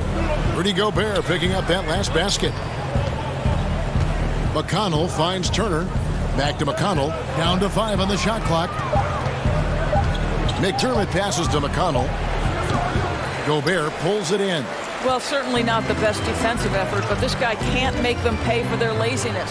Here's Moutier. Clarkson, great positioning on the putback. Well, not sure who was responsible for the block out, but this guy got in there and dug out his points. About 3 seconds between shot and game clock. And the shot by Warren, no good. Well, defensively, if you allow him to get this close, you're playing with fire. He just happened to miss that one. And there's the foul. It'll go on T.J. McConnell. That is his first foul of the game. Now the pass to Niang. Here's Moutier. Beyond the arc. Offensive rebound. Davis. He knocks it down, but wait a minute. The officials are getting together. They may want to review this one. And indeed, they're going to look at it again. They need to be certain he beat the buzzer. And the NBA Replay Center in Secaucus is queuing it up, and even before the first quarter all wrapped up, and it's been an exciting game so far. Pacers out in front. They're up by 1. Very key to have a coach like that. Coach Snyder doing a terrific job with his team. Just a great tactician, and he's clearly got his guys buying in to his message. And some good action in the books as we get back to the game that's been pretty close here so far. And let's quickly break down the game, guys, we have seen from Indiana. What do you think? They just came into this game with the mindset of sharing the basketball. When you keep everyone involved at the offensive end, it keeps everyone engaged in other areas as well. They've got Clarkson. Rudy Gobert is out there with Davis. Then it's Moutier, and it's Niang in at the 3, the small forward. That's the group for Utah getting going here in the second. Well, this is where the freakish length of Rudy Gobert, so effective at reaching in and prying the ball away from the opposition.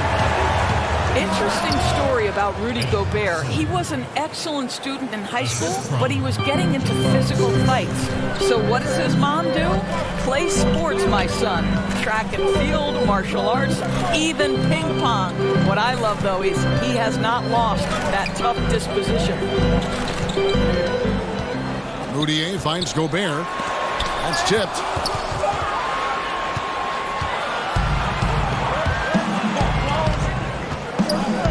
Here's Sampson. Nothing yet on the scoreboard for him. And Doris, especially at that center position. You know, GMs like a player with a fighting spirit. Rudy Gobert plays with a chip on his shoulder and a competitive spirit. A lot of 7-footers, Kevin, play the game simply because of their size. Rudy Gobert wants to be great. And you know that's going to be goaltending, guys. So that's a free basket right there. Man, that's a tough call for the refs to make there. I'm not sure it was on the way down, but that's how they saw it. Here's what Utah's going with right now. Joe Ingles, he's checked in for Rudy Gobert. Royce O'Neal comes in for Clarkson. And it's Conley in for Moutier. And the Pacers also making a change. Ogden's checked in. And let's catch up with our sideline reporter, David Aldridge. Well, Kevin, over the last few years, there's been a lot of talk about seeding playoff teams 1 through 16, regardless of conference. Now, taking the top 16 teams is a tough sell, especially for owners whose teams are in the relatively weaker Eastern Conference. Taking 8 teams from each conference and then cross-seeding earlier than the finals is something that does seem possible down the road. The reward for fans might be a finals matchup with the 2 best teams in the league. Kevin? Interesting ideas. David, thank you. Ingles kicks to Niang. Inside. Pass to Ingles. Just 3 to shoot. On the wing.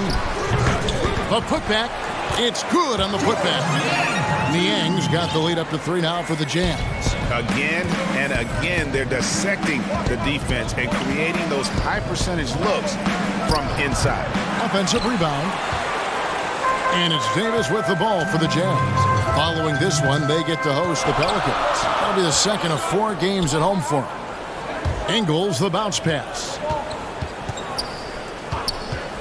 Davis dishes to O'Neal. Back to Davis. The Jazz need to get off a shot here. Really left alone that time. And now a 5-point Utah lead. Here these defensive coaches in our meetings, Doris, talk about their players staying on a string, helping the help defenders in this league are important. No doubt, and there are certain guys who are gifted defensively. Paul George, to me, was a Defensive Player of the Year category. Rudy Gobert, multi-time winner of the Defensive Player of the Year. Rudy is considered a great shot blocker, and no question that's the case. But it's because his defensive rotation is so good. Guys like Marcus Smart, the ones willing to give up their body, fly around the floor, be great anticipators. I mean, that impacts winning. Aren't they fun to watch? So fun. And Utah making a change here. Mitchell's checked in. I wonder what the score would be if they weren't controlling the backboard. Back to Conley.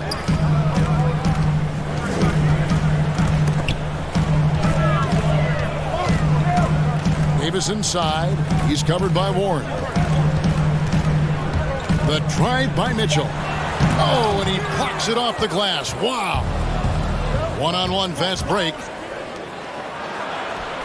It's good, and the Jazz lead is cut down to just 3 on the basket from Oladipo. And they've had assists now on their last 3 baskets. Conley, the pass to Davis. And it's Davis with the jam. Man, he's a pure point guard with terrific vision. Conley finds open teammates at times before they realize they're open. And Holiday kicks to Oladipo.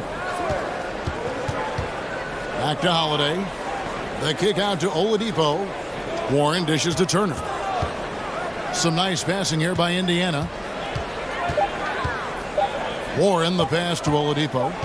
Over O'Neal. Kept alive. He hangs in there and cashes in on the second chance points. And folks, he did not luck into that one. He knew just where he wanted to be to grab that backboard. Here's the 3. And the last second attempt doesn't fall. Thank you, David, and we'll be right back after halftime to start the third quarter. The 2K Sports Halftime Show. Hey, welcome back to 2K Sports. Utah found themselves in a close game in the first. Some good action during the period as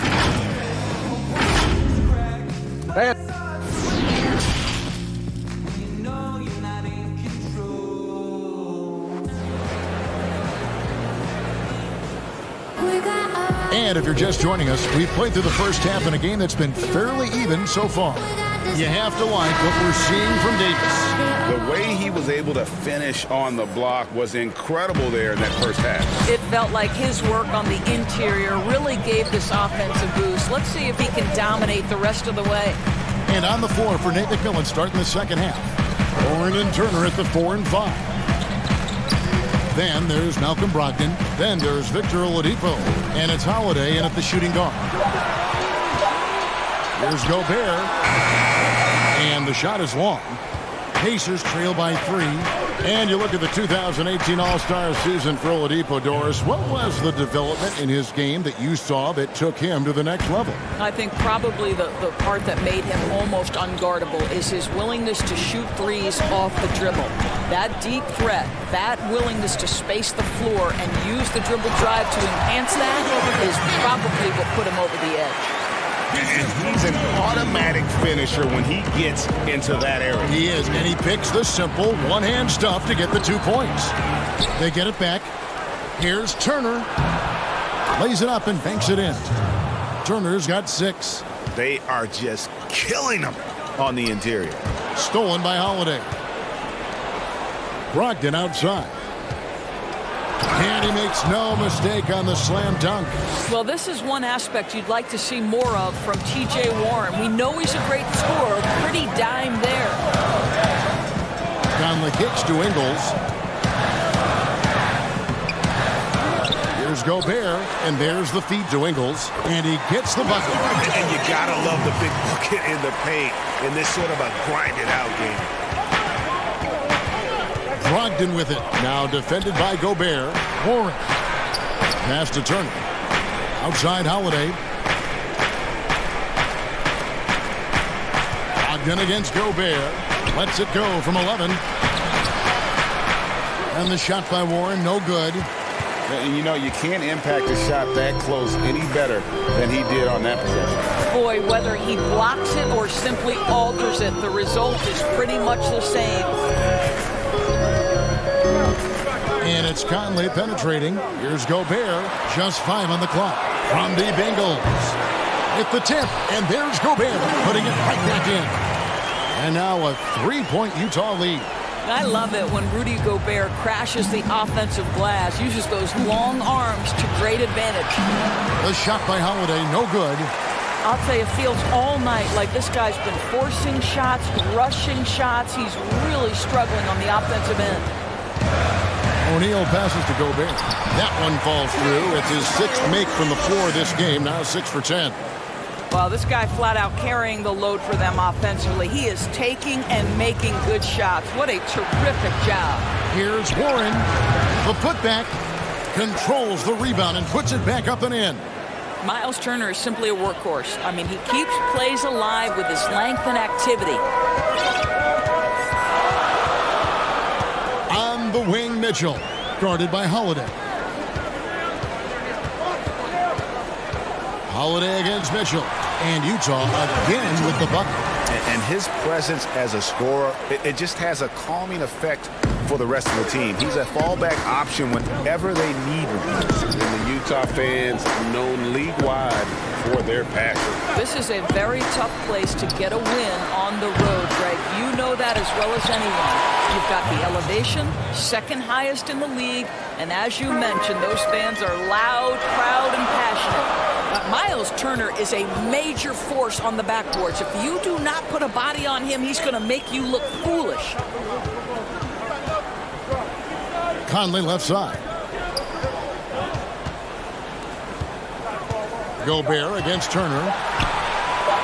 The 11-footer. It's rebounded by Indiana. Well, seized up just a little bit at the last second. That's when he normally converts. And Holiday kicks to Brogdon.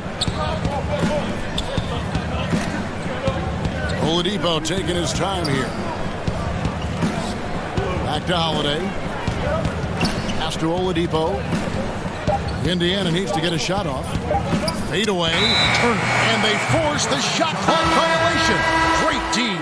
Boy, that's the last thing they needed. This game too close to be making those kinds of errors. So Utah going with an almost entirely new group here. Ed Davis is checked in for Joe Ingles. George Niang comes in for O'Neal. Clarkson, he's checked in for Donovan Mitchell. And it's Moutier in for Mike Conley. The pass to McDermott. Yes, and it's Holiday with the assist that time. 6 points for Doug McDermott. Well, McDermott is working on that interior game because he has size and touch. Up top, Gobert.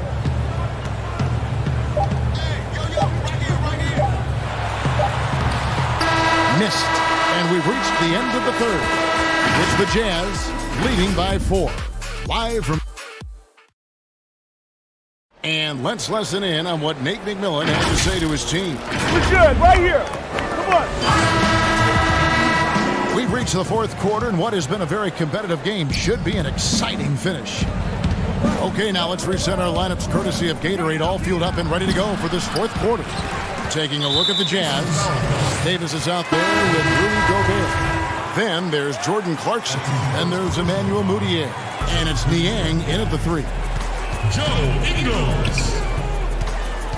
Now here's Moutier. He's covered by McConnell. Got a piece of it, and it's going to be out of bounds. The Pacers will take it. And now a chance to see what's coming up for Indiana. On Saturday, they'll be matching up with Al Horford and the Philadelphia 76ers. Then on Wednesday, they'll be taking on Klay Thompson and the Golden State Warriors. And no secret that this team can be very tough in their own building. And that's good news as they are loaded up with home games over the next stretch. This is a chance to create some separation. Sampson's shot is off.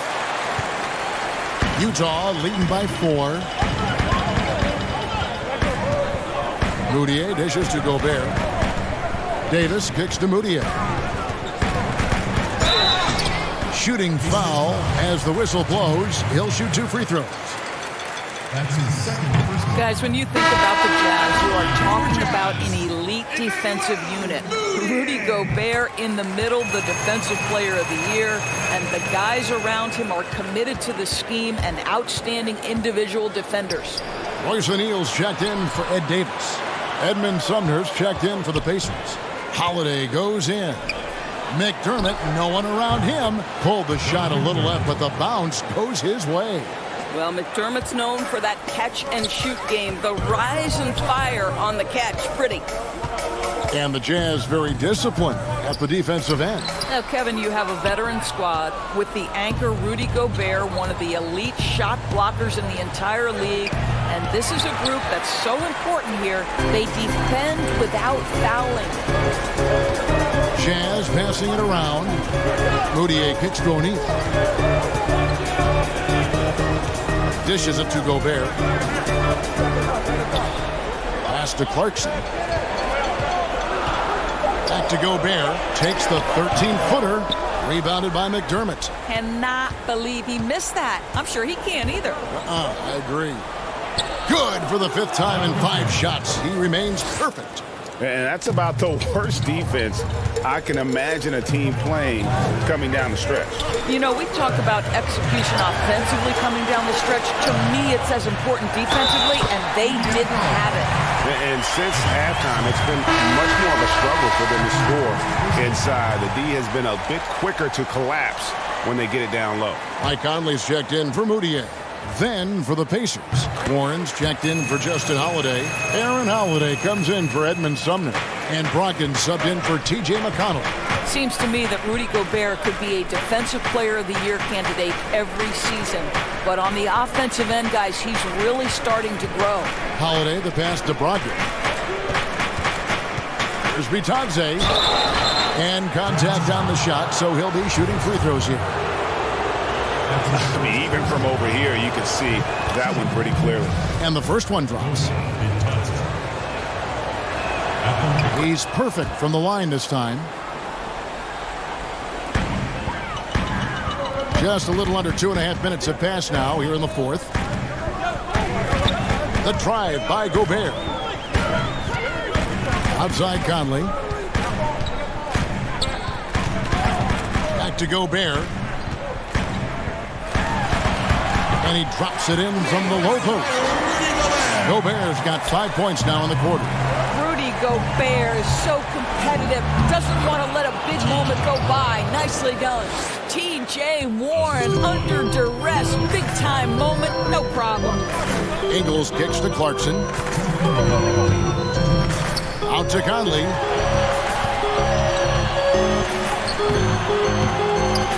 And he drops in the layup off the glass. And the Jazz lead by 4. You love how each side has risen to the challenge throughout this one. I'll tell you, we have seen, Greg, great execution from both teams. Neither one giving an inch here. And there's Brogdon putting it right back in. That is really good work there on the offensive glass. Outside Conley. 14 feet away. The rebound by Brogdon. Pacers have gone 4 of 8 in this 4th quarter, shooting an even 50% from the field. The kick out to Holiday, to the paint, and Warren the bucket on the assist by Holiday. Holiday's got 4 assists in the game. For Utah, they've gone 3 of 7 from the floor in the 4th. That's a 42% mark in the quarter. Conley against Brogdon. The drive by Gobert. Here's Conley.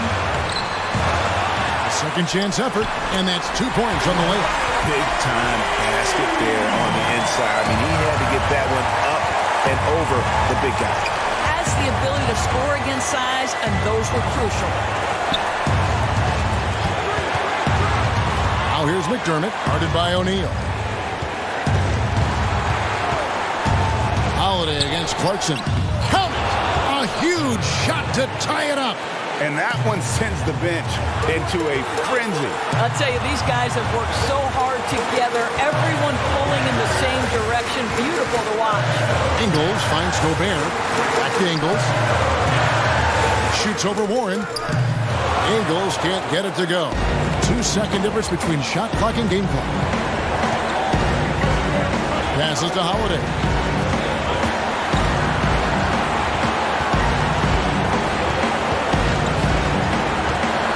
To the middle. Here's Warren. Missed. Itadze. Ooh, offline. And that is a textbook example of how to defend your rim. Boy, to have someone back there who can erase your mistakes, what a big-time asset defensively. And the Jazz call time here.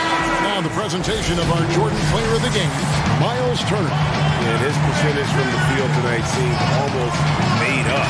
I didn't think it was possible to have that kind of success shooting the basketball. You need a little bit of luck, a bunch of hard work, and a whole lot of talent.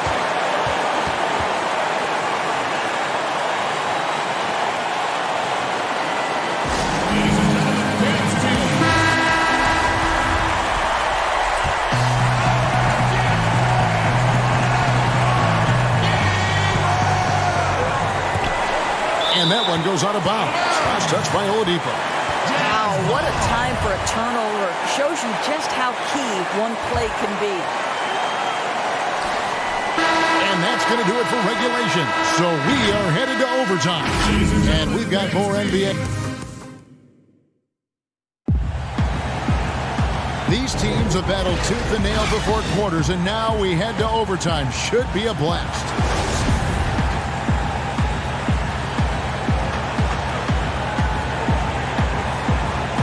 And it's going to be the Pacers off the tip. So the overtime period is now ticking away. Should be fun. All fueled up and ready to go to overtime basketball here. Brought to us by Gatorade. Let's check out who's on the floor. On the court for Indiana. Warren and Turner at the 4 and 5. Then there's Victor Oladipo. Then there's Malcolm Brogdon. And it's Holiday in at the 2 spot. And Brogdon, here we go. Turner passes to Brogdon. And there's the whistle. 3-second violation. Jazz ball. Utah leading. Conley scanning the floor. And it's sent back by Turner. Oh, Kevin, how about the reach of Miles Turner? He covers so much ground to come up with these blocks. Warren finds Turner. Indiana moving the ball around. Shot clock at 5. And Brogdon, here we go to take the lead. The shot by Turner, no good. Well, the defense clearly was not interested in guarding him from downtown. They're very fortunate he missed. And he gets it to go as they call the foul. He's on his way to the line for one more. My goodness, Joe Ingles, the poise and on point in a big-time moment. Oh, and he caps that off in style. He gets the finish with the harm. Huge possession there to extend the lead. Here's Oladipo. And the layup's good off the glass. Oladipo getting more confident in these big-time moments. Demands the basketball and finds a way to score. Conley up top. On the wing, Mitchell.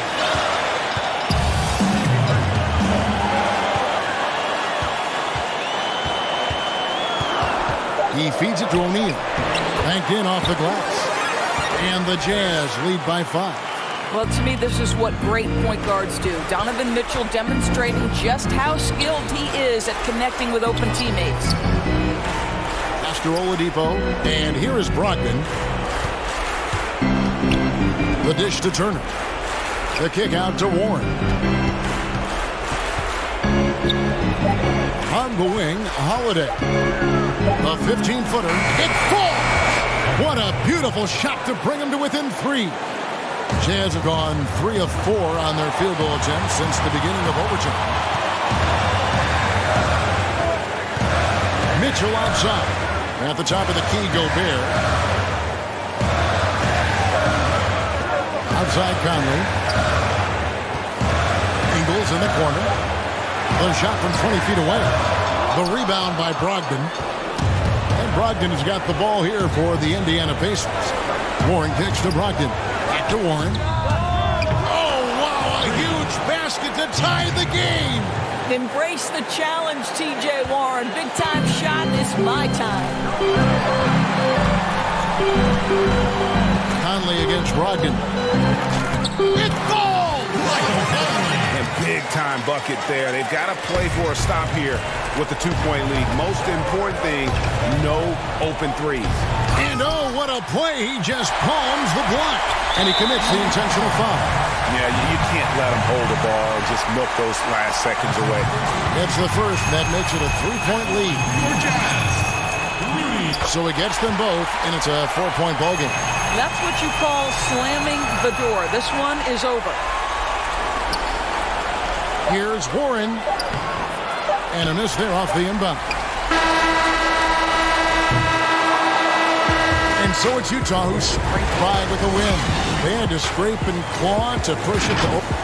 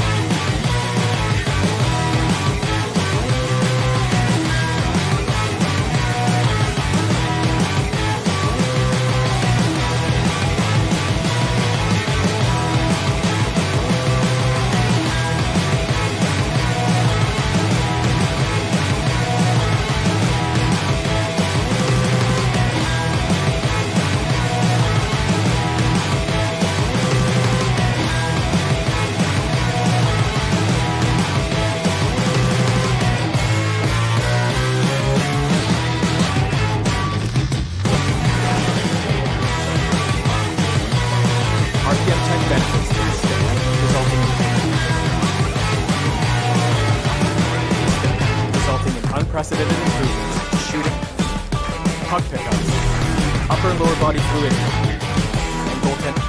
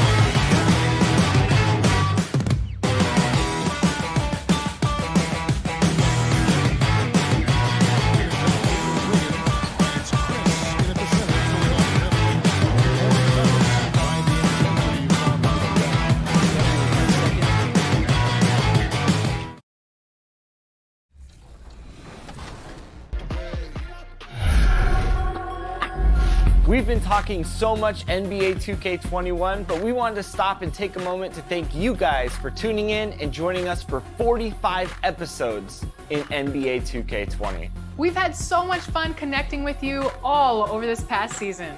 So as we put NBA 2K20 to a close, we take a look back. The Jazz couldn't have looked more confident as when they arrived. We've got a quick moment now to take a look at the long-term rebounding numbers over several seasons for Adebayo. He's really made that a focus of his game these past few years, and it's paid big-time dividends for him. He's become a much better rebounder, and it's increased his value as a player by leaps and bounds. And checking out Utah's opening lineup, Conley and Mitchell, the talented backcourt pair. Inside, we have Ingles and Gobert, and it's O'Neal in at the small forward position. And for the Heat, they've got Robinson. And Adebayo is out there with Jones. And there's Jimmy Butler. And it's Nunn in at the one spot. And tonight, Brent, classic battle of pivot men. Talk about some of your favorite center matchups historically. Well, we hear a lot and we see a lot in terms of the nostalgia of Wilt Chamberlain going up against Bill Russell. I remember years watching in front of the television Hakeem Olajuwon playing against David Robinson in some Western Conference battles. I don't know that we're going to see that much in the next 4 or 5 years, Kevin. We know where the game is going, and those post matchups end up becoming somewhere near the three-point line nowadays. Traditionally, that's how you want to finish the break, right at the rim. Yeah, anything other than a layup in that situation, probably disappointing. Had numbers, took advantage. And the whistle blows. It's going to be on Michael Conley. That is his first foul of the game. O'Neal against Butler. Outside for Robinson. At the elbow, Jones. Over Ingles. And it's wide right. Hits off the rim. And his lateral quickness really allows him to stay in front of the shooter there and challenge the shot. Talk about versatility on offense a lot, but how about on defense? And he takes pride in making an impact down there.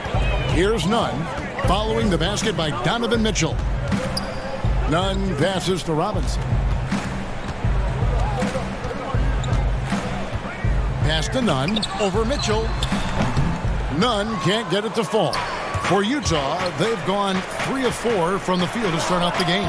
Got that one up quick. 6 points for Donovan Mitchell. Shooting 4 of 5 to start the game. That's got to be a feel good. Here's Nunn over by Conley to end the run. Nunn, that's good. Just setting the tone with an aggressive move to the rack. And where's the help defensively? Are you asking me, GA? I'm not sure. Here's Butler, and slam dunk by Butler. And like whenever Butler slices to the basket, the D has a hard time matching his athleticism on these tapes. Derek Jones gets talked about a lot in terms of his dunking prowess and the way that he can get up in the air and maybe make a poster in a memory in the flash of an eye. But beyond the dunks, he's done a good job of really improving his game since coming into the league in 2016. And there's a foul. It goes on Jimmy Butler. That is his first foul of the game. Both teams will make substitutions. Mitchell looking it over. And the pass to Ingles. It's Adebayo with the rebound.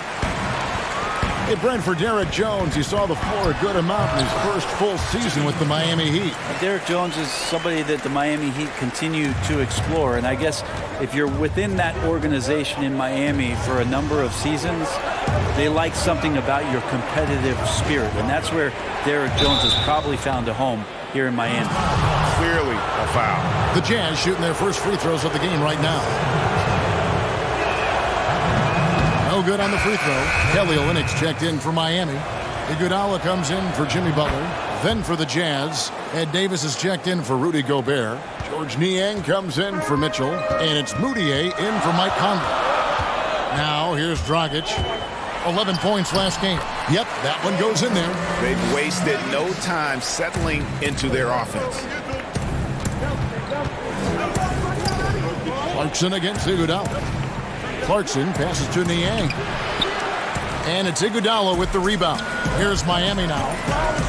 They're on a 10-1 run right now. And Crowder slams it in. And right now, they're just focused on putting together good possessions. That's exactly how they got the lead. They ended up having multiple possessions in a row with good quality shots, knocked them down, and game is fully in their control. Just in a perfect position to grab that rebound and then get the putback. And that one clearly a foul. Gets the whistle, and 2 shots coming up. Well, you watch Goran Dragic play, and Brent, he's so deceptive with his movement both on and off the ball. Yeah, I think one of the reasons why, Kevin, is the change of speeds. I also add the fact that guys who can handle the ball and are crafty and are left-handed, boy, it's tough on a nightly basis to change up your mindset to guard a guy who you know is going to go left all the time as opposed to right. Trust me, in practice, I had to do that with Manu Ginobili a ton of time in San Antonio. Dragic similar. Great use of speed change. Here's Niang. His last outing, he had 8 points. Moutier, no good. Now the Heat with it. They're on a 14-3 run. Shot by Crowder, no good. Jazz trail by 8.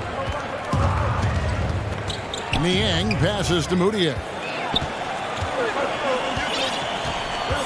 Here's Hero. Still looking for his first bucket in this one. Iguodala outside. It's stolen by Davis. And Moutier throws it down.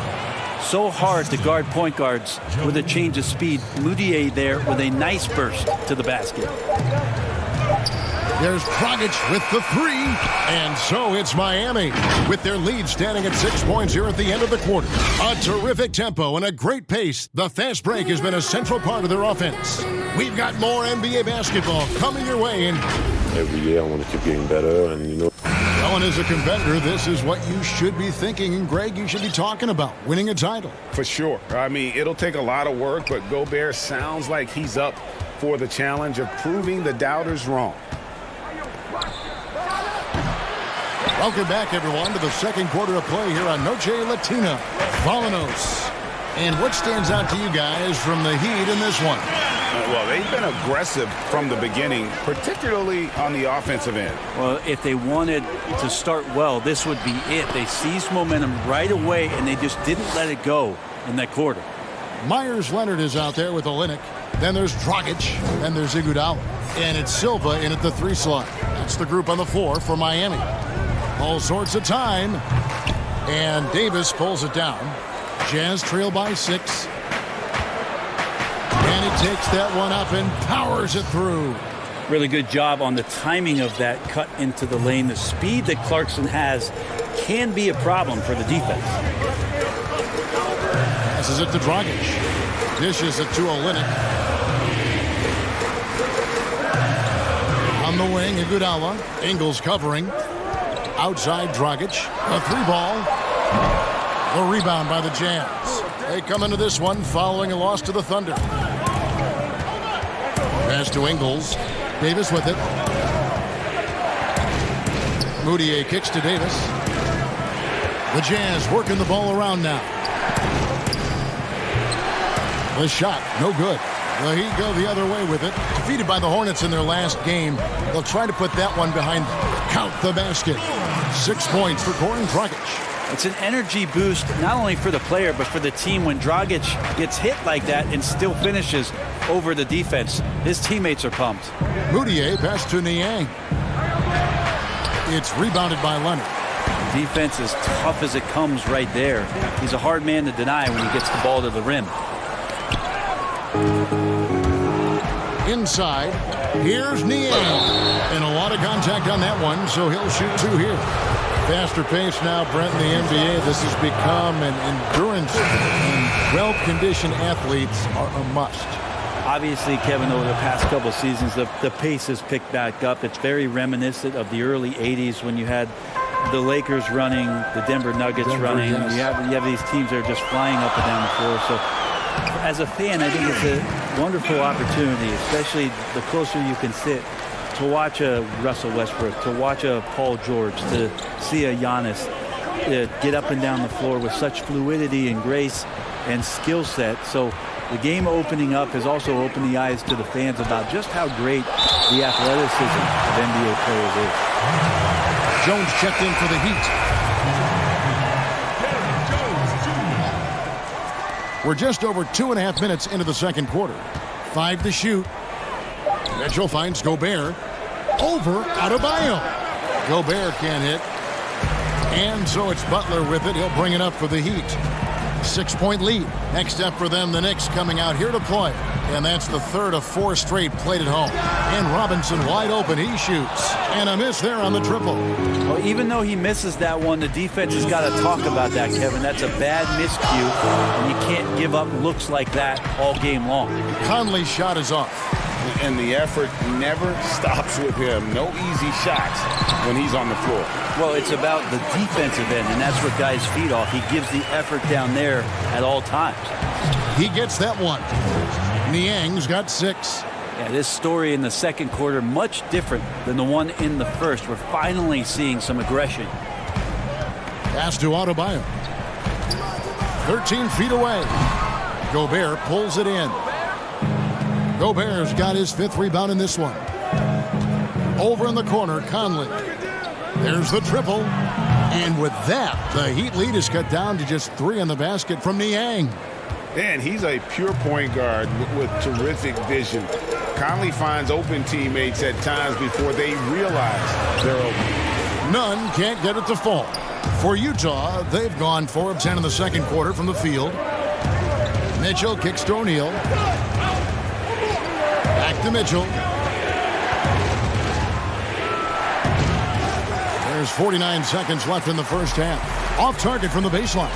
Here's Butler. Oh, took the contact and tried. And folks, the coach's challenge has been initiated for a personal foul. Close game like this, and he thought it wasn't a good call. And this is the time now where the officials can review in closer detail what constituted the original personal foul. Getting a different angle can sometimes make it a lot easier to determine. Greg, indeed, and the one thing with replay review is that when you see the slow motion replays, you really get a new appreciation for just the immense speed at which these players are moving at, and how fast the action really is, and how hard it can be sometimes, you know, Greg, to make the right call. And the announcement on the review is that the foul was called in error. So they have determined, Greg, to overrule the original call. And guys, this is what it's all about, getting the call right. And I think in this case, the video review showed that while it was a tough call to make on the floor, they got it right with the review. Davis. And so the ball out of bounds. Davis touched it last.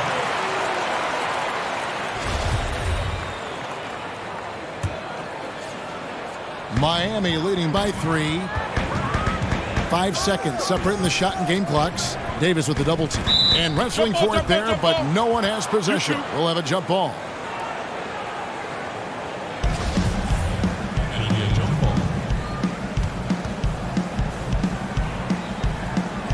And the Jazz with possession here.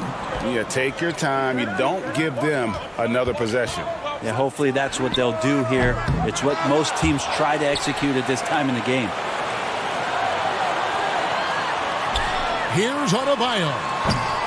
And again, it's the Heat missing. Well, that mid-range, Jay, usually pretty much on the money. Maybe the timing just a little bit off on that one. So that'll be it for the first half. Fairly even battle underway in this one. Heat lead by 3. We're going to step away briefly, but get you right. And now, the 2K Sports Halftime Show. Hey, everybody, welcome. Big time play throughout the first half for Jimmy Butler. He had 13 points. And that'll...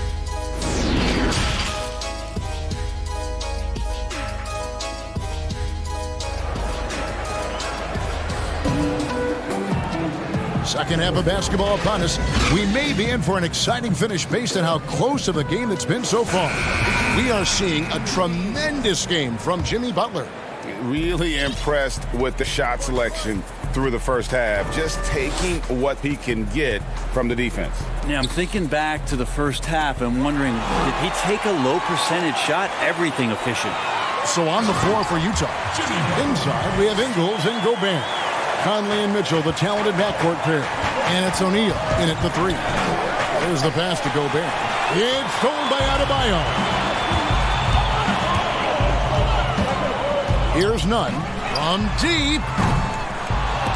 Ingles with the rebound. Now here's Conley. The shot's good on the assist by Ingles. Ingles has got 5 assists in the game. Mitchell against Robinson. It's Adebayo, top of the key. Nunn passes to Adebayo. And Adebayo throws it down. And he can do a lot more damage to the rim than that when he wants to. Oh, you're right. And with the lead they're enjoying, I'm surprised he didn't put a little something extra on that one. Well, Bam at 6'10" might be a little bit undersized, but there's something in his activity on a nightly basis, Kevin, that feels like he plays bigger. Just a pogo stick, gets around, covers some ground laterally, and does a great job of both protecting the rim and finishing strong. Dragic against Moutier. Rebounded by the Jazz. Following this one, they get to host the Pelicans. And that's the first game in a string of 3 straight at home. And with Adebayo in finishing plays, Brent, he is a terrific dunker. No doubt. Guys are looking for him all over the rim, and you could throw it just about anywhere, and Bam is going to go up and just look for that. Bam right on you. Great energy, great athleticism, and continues to find ways in which he can make solid offensive contributions for the Heat. And you look at Jimmy Butler. He's about 6'8", about 230 pounds. Great size on the wing. And he keeps himself in tip-top shape. His strength, one thing I'm not sure the casual fan even recognizes. Here's what Miami's going with right now. Myers Leonard comes in for Bam Adebayo. And it's Iguodala in for Robinson. Dragic against Moutier. Dragic kicks to Iguodala. Miami no good on that time either.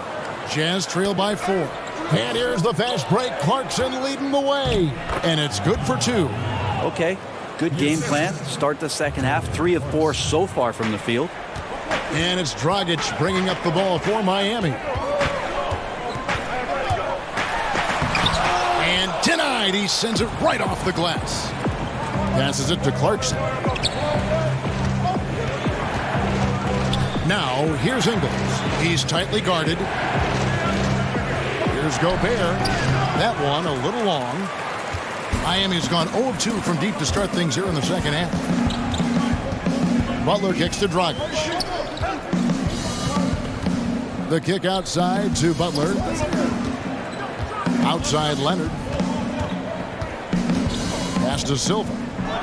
Back to Leonard. Takes the assist and lays it in. Pick out the pass nicely.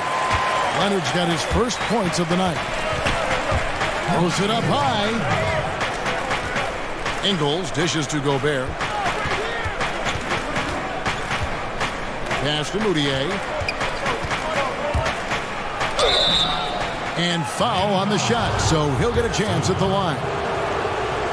And Brett, with the corner 3 being such a popular shot, should we consider widening the court, making it all feel the same? That's an interesting question, Kevin. There's been some talk around the idea of actually dissipating that three-point line into the sideline. Yes. And I really just wanted to say dissipating, by the way. Well, and you said it well. The other thing, Kevin, that has been considered, what if we went back to skinnying up the lane line, back to the original George Mikan days of the lane being 6 feet wide rather than what we see today at 12 feet. That would put a ton more value on post-up and two-point play, almost so much as the three-point shot and the two-point shot in the post equate to the same amount of points per possession. Yeah. The Heat have gone an even 50% from the floor here in the third quarter. 4 of 8. Iguodala deciding where to go with it. Olynyk against Gobert. Olynyk the pass to Leonard. Over Davis. And it's Leonard missing. And they haven't been able to turn it into a big lead, but their rebounding advantage is starting to add up. And he gets the whistle. 2 free throws coming up. The effort by Moutier to get physical inside is what ultimately forced the defense to foul him there. At his size, he can do that. A different look for Utah. Mitchell comes in for George Niang. And it's Mike Conley in for Jordan Clarkson. 35 seconds left in the third quarter. Olynyk has the open look. Rebounded by the Jazz. Gobert's got his 8th rebound here tonight. Davis kicks to Mitchell. The pass to Conley. Back to Mitchell. Got a hand on it. And the foul called on Donovan Mitchell. That's his first foul. We've got 13 seconds left in the third quarter. Here's Hero. And 2 free throws coming up. Unable to get that one to go with all the contact. It's going to be on Rudy Gobert. Oh, the officials are all over that one. The Heat have been successful on 3 of their 4 free throw attempts up to this point. So he gets them both. At this point, you might as well go ahead and chalk up the points when he's at the free throw line. Pretty much automatic. The drive by Mitchell. It's deflected. It's still anybody's game as we've reached the end of 3. Heat out front. They lead by 2. And we're coming right back. Be sure to stay with us as we get started for the fourth quarter.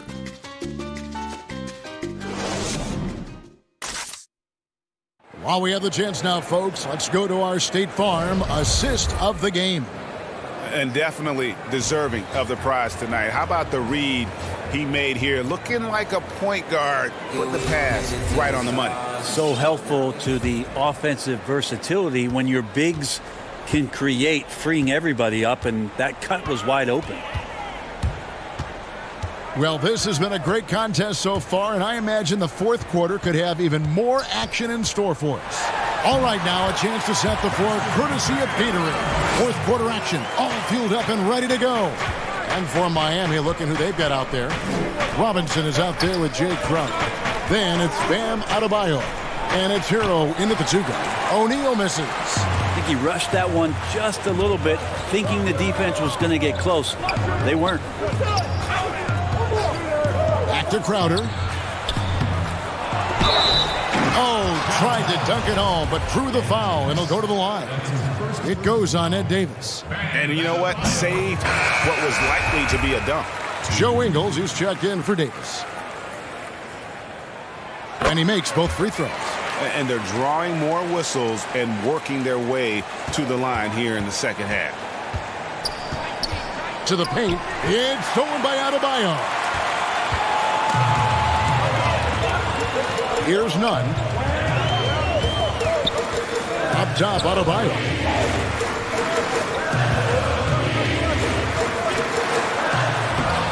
He can't get it to go. Gobert with the defensive effort. His shooting has been a little bit below par. You think about what this lead would look like if he was on. 4 on the clock.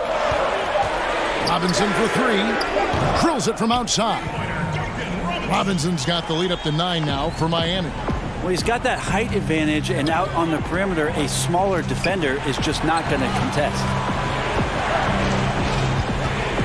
Passes it to Gobert. Shot to stop the run. Second shot opportunity and blocked. That one goes careening off the glass.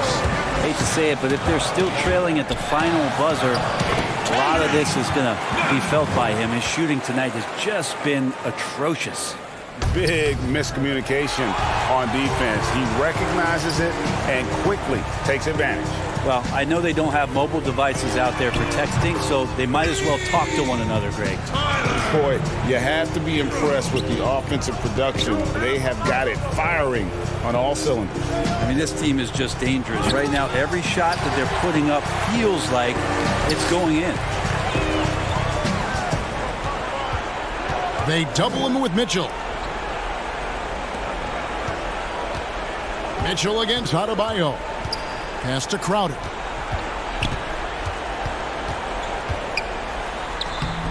And it's Mike Conley with the rebound. That's a surprise. I mean, really out of character for him to miss when the defense is not right up on it. Kicks it to Ingles, and it's out of bounds. Utah able to retain possession here. And the Jazz making a change here. Clarkson's checked in. A little over 2.5 minutes have passed here in the fourth quarter. Conley finds Gobert. Clock at 6. Miami grabs the miss. Adebayo's got 6 rebounds in the game. And there's the call on Rudy Gobert. That'll be his second foul of the game. Outside Robinson. Butler in the corner. Outside Dragic. Pass to Adebayo. The shot by Butler. Nobody around. Misses the 3. Here's Clarkson. Yes, that goes in. And providing the score, boy, they needed. That stops a 12-0 run by Miami. Here's Dragic. And it goes down 2 points. And the Heat lead by 14. And credit Dragic for the off-season dribbling drills for that one. O'Neal dishes to Ingles. The feed to Gobert. The shot's good on the assist by Ingles. Ingles has got his 7th assist here tonight. The Heat leading by 12. Right side Dragic. And it's slammed in by Jones. And nice court vision from Dragic there to get a great look at the bucket. Clarkson looking for an opening. The shot missing. The Heat go the other way with it. And there's no doubt about this one. Playing with a lot of confidence tonight. It's a statement victory for Miami. This is a game where the defense, steals specifically, generating a lot of opportunities. And it created possessions for them, scoring opportunities, and that effort a big part of what will be a nice victory here tonight. And so they'll be advancing their win total to 42 games. And you could tell they were ready for this one today, guys. There was something extra on the line, and they wanted it. Letting a guy sneak by for a putback off a free throw, that is inexcusable. Bounce pass, Dragic. Outside, Jones. 6 on the shot clock. And it's Jones finishing it off. Impressive job by the players, coaches, and don't discount the impact of these fans. Awesome to see their output tonight, trying to urge their team on, and that can always help. That home advantage of home fans getting you going, fully on display here.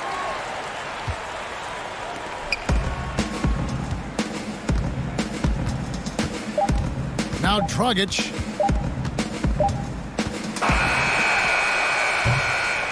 And so Miami takes this one by a big margin.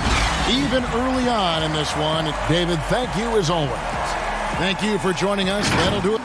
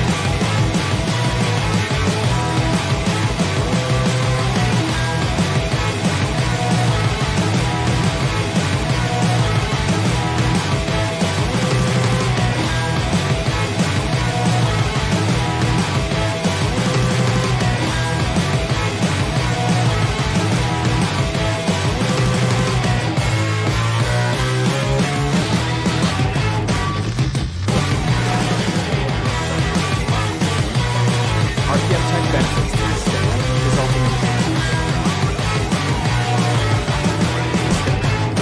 unprecedented improvements in shooting, puck pickups, upper and lower body fluidity, and goaltending.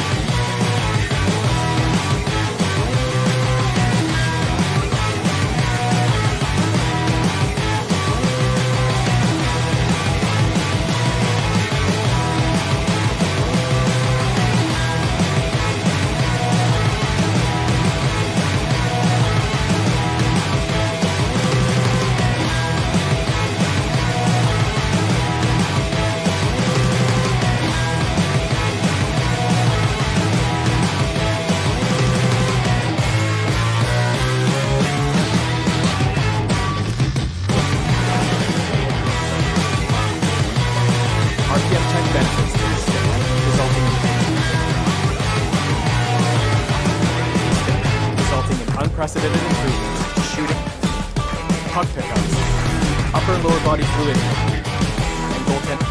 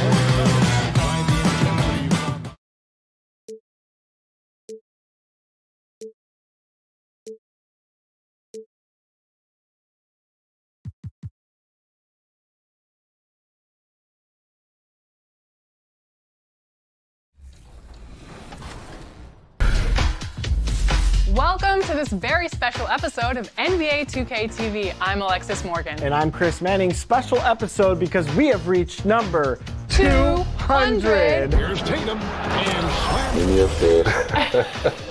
You play 2K. All the time. You act. Yeah. Oh, yeah. And now you have an album. Anything you can't do. I can't. As they came through the tunnel earlier, the Pacers were already in all business. Now that we have a second, let's take a quick peek at the rebounding numbers for the last handful of seasons for Adebayo. On the boards, he's been a much bigger presence these last few years than he had been prior. And he can be counted on now to make an impact with his rebounding. And that's a product of all the work he's put in down low.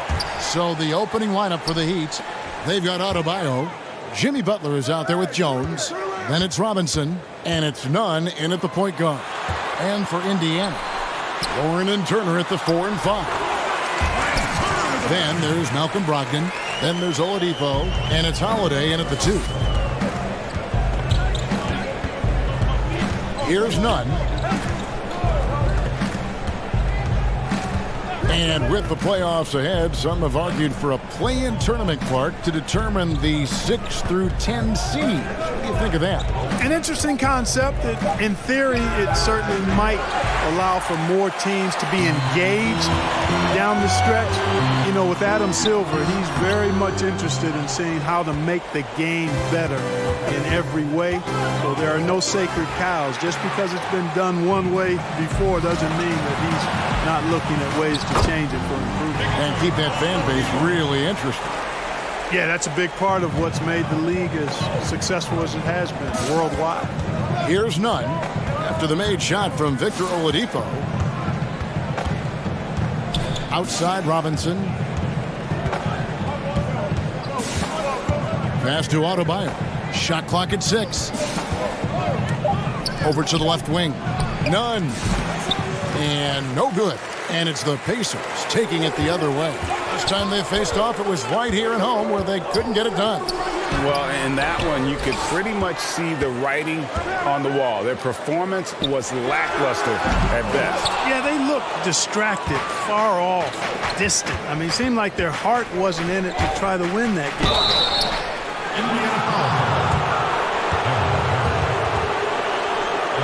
It's his first trip to the line. And he is a cool customer at the line, guys. You've got to be when you're shooting 84% on the season. Yeah, guys. I mean, he's been a very steady hand for them when it comes to his free throw shooting. That's also good. So he hits both free throws. Here's Brogdon. They count on his contributions, currently providing 16.5 points a game. Here's Holiday. The 7-footer falls. Now the Heat with it. 4-point game. Nunn passes to Adebayo. Oladipo outside. And here's Brogdon from the arc. The putback. Great positioning on the putback. That's all about the ticker for Turner. Big heart. A real juggernaut on the boards who uses those long arms exceedingly well to get second chance opportunity. Deflects the pass. And Brogdon with a clear path to the rack. Score the basket. Nice shot after missing his first attempt. And a moment here to take a look at some of the hustle stats for the Pacers. Boy, they've really amped up the pressure at the defensive end, guys, and have piled up the steals in the early going. Yeah, and one thing, Clark, I've noticed is how quick their hands have been tonight. Thanks to that, they've gotten a lot of points off of turnover. Here's Butler after Malcolm Brogdon's bucket. 4 on the shot clock. Here's Nunn. Miami no good on that time either. Having a hand up in your face makes such a difference to a shooter. And, you know, he's a guy who knows how to defend the three-point shot. He's not going to just give it to you. He's going to make you earn it. Now here is Holiday. Taking a look at his stats, he's averaging around 9.5 points a game. Shots good by Turner. The ball movement on this run has been fantastic and is a big part of why they've been able to get these good looks. Nunn passes to Robinson. Sinks it from just inside the baseline. And the lack of effort to fight over the screen there makes that an easy shot. Well, I'm going to credit the screen. I mean, that's a good, strong pick he lays there. The shot by Holiday, no good. The Heat trail by 8. Guys, they're looking for a way to score here. Yeah, they've had a tough time taking the lid off. Well, you know, stopping him is never easy to do, but the defense was strong there. And that one goes out of bounds. Nice touch by Warren. Well, he just didn't make the catch, didn't look the ball into his hands. He must have thought the ball was going somewhere else. Doug McDermott, he's checked in for Aaron Holiday. Miami's gone 0 of 2 from deep here. Dragic, the pass to Adebayo. The rebound by Brogdon. For the Pacers, they come in off a loss to the Celtics. Actually, I thought they might be able to sustain that momentum that they picked up in the fourth quarter, but was not meant to be. Excellent all-around performance so far, hence the big lead. Yeah, you know, they've had the advantage at both ends. They've got all the momentum early on. Really, really good at recognizing the gaps and getting the ball to the rim. Wants to get it to Turner and does. Really seizing the momentum of this game, but doing it with a methodical approach. And, you know, that involves pounding it inside, getting as many points as you can right at the rim. That demoralizes the team. And Dragic came into the NBA with something on his resume that not many other rookies have. He has a ring from winning the Slovenian Pro League the year before he came to America. Both free throws good from Dragic. 17 seconds left to play in the first. Now, here's McConnell. He's guarded by Dragic. McConnell kicks to McDermott. Back to McConnell. And it's Dragic with the foul. That's his first foul.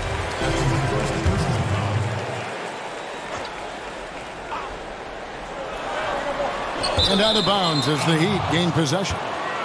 Not sure what he was thinking about with that pass. Just sailed it right out of bounds.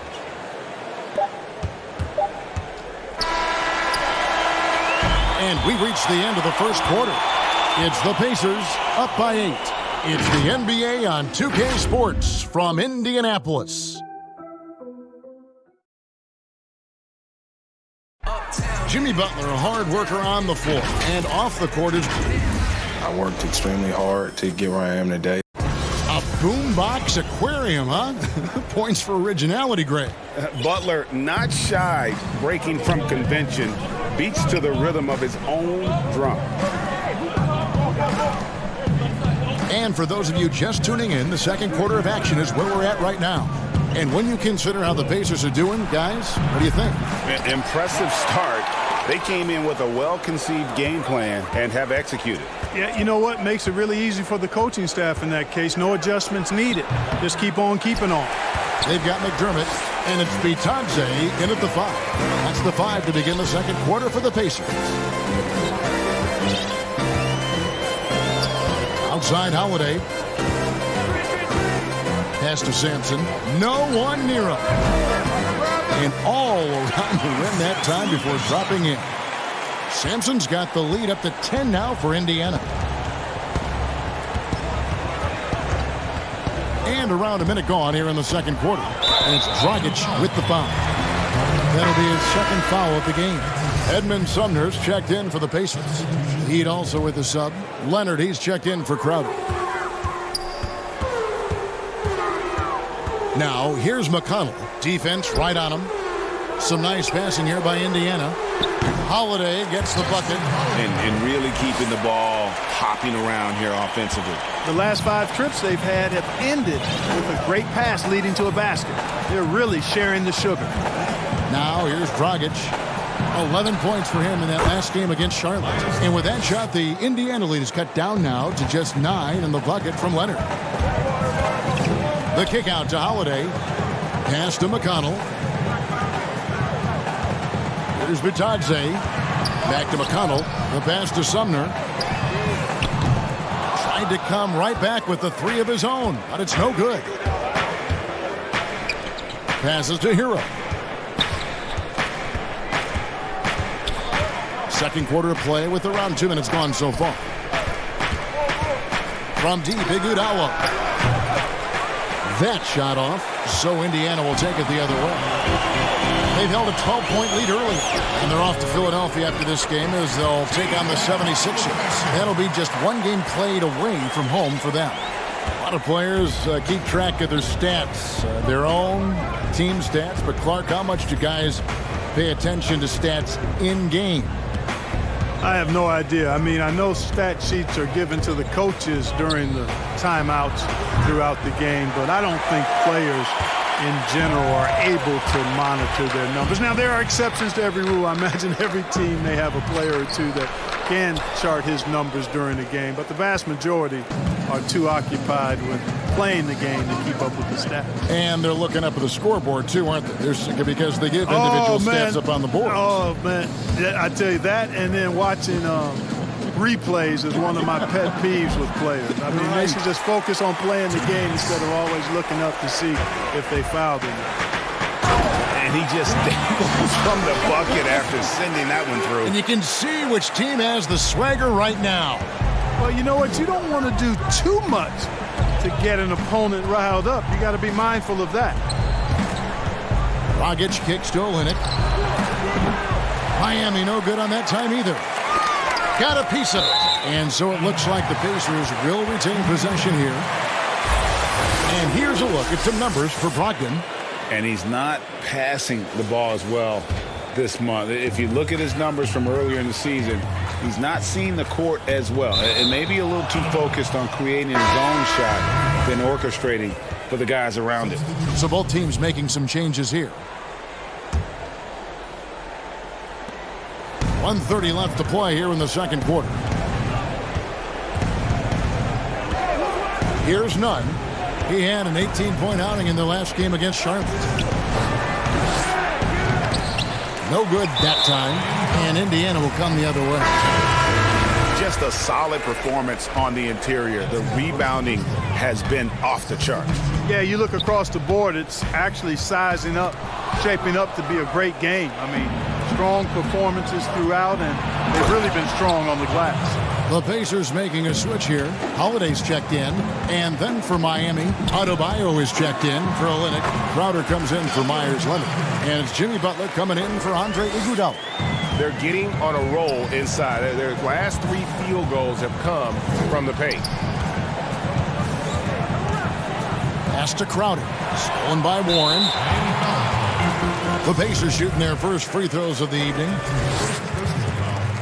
First one falls for him. Both good from the line that time. 46 seconds left in the first half of basketball. Here's Nunn. He isn't playing a big part of their offensive scheme, averaging around 15.5 points a game. And there's the pass to Silva. Adebayo with the ball. Clock at 4. Three-pointer, Crowder. The rebound by Turner. Turner's got his 5th rebound in this one. And Holiday kicks to Turner. Outside Holiday. Lets it go from deep. Drains it from beyond the arc. Holiday's got 5 now. Talk about execution on the offensive end. They're leaving nothing on the table right now. Yep, they're starting to stretch this lead out. Too much offense to keep pace with. And so it's the Indiana Pacers with an 18-point lead as the quarter comes to a close. It's the 2K Sports Halftime Show. Hello again, folks. Ernie Johnson here with Kenny the Jet Smith and Shaquille O'Neal. Miles Turner was the story in the first quarter. He had 8 points, 2 steals, and 5. And that should do it with the...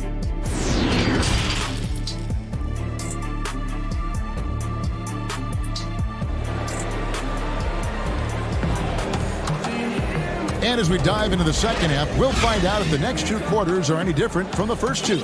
So far, it has been a runaway. A fantastic game from Miles Turner in this one. The way he was able to finish on the block was incredible there in that first half. Yeah, you know what? I think he's doing exactly what he has to do.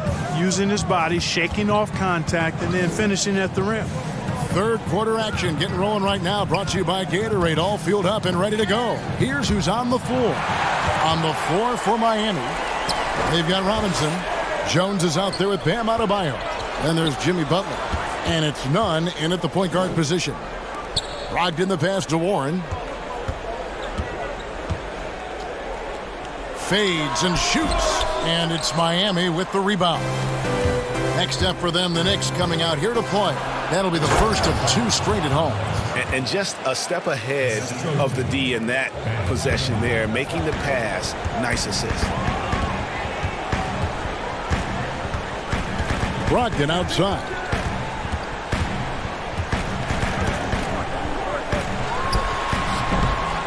Jimmy Butler with the rebound. Boy, that's got to be terribly frustrating there. I mean, with the defense not hustling and he still misses, boy, he wishes he had that one back. Jones in the post, guarded by Holiday. Nunn can't get it to fall. Oladipo, the pass to Warren. Whistle blows, basket is good. So a chance here for a three-point play. Oh, I love how unselfish Oladipo is. Great at getting his teammates involved in on-time, on-target passes. T.J. McConnell, he's checked in for Indiana. Goran Dragic is checked in for Miami. Mark, you know, some players just don't need a lot of rest. They could play basketball all day, every day, and don't want to be taken out. They've all got a lot of engine in them.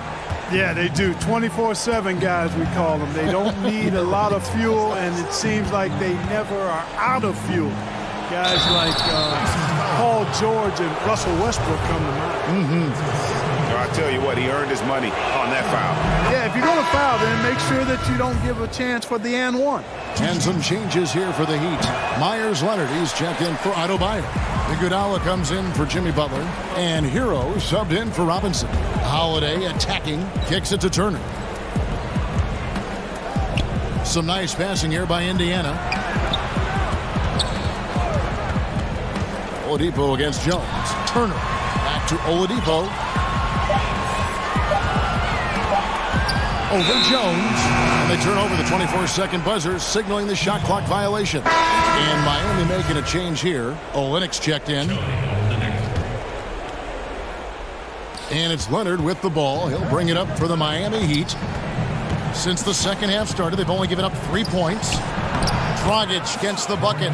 And I respect the craftiness and savvy of Dragic. I mean, when he gets positioned deep inside, he finds a way to score.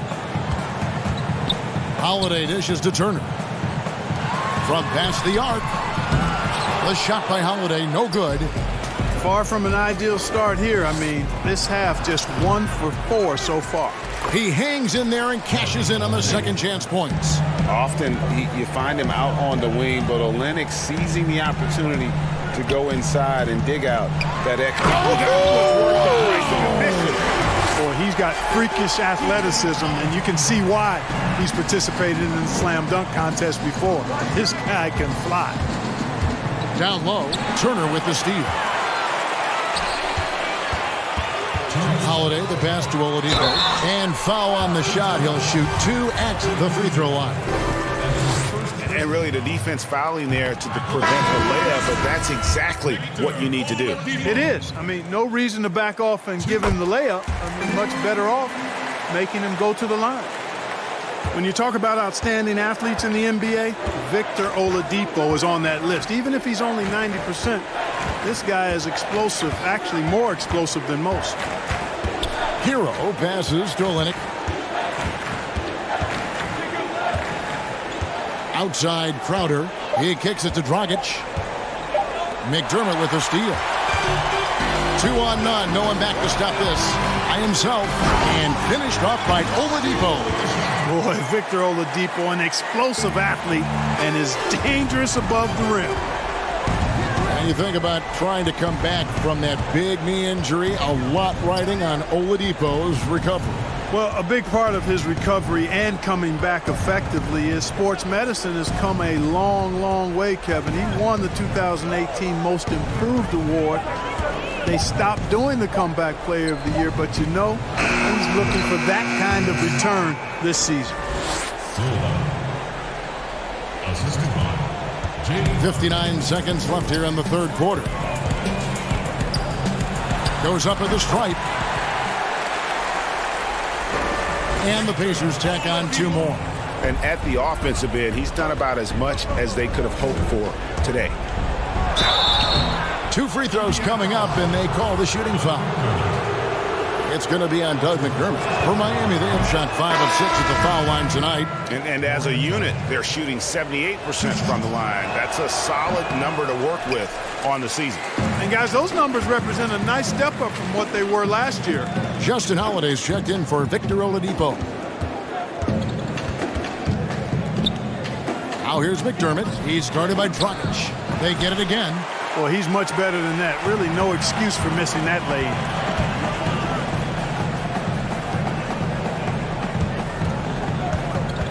Out to the right wing. From the arc. Again, the miss by the Heat. Holiday, the pass to McDermott. Sampson kicks to Holiday. To the inside.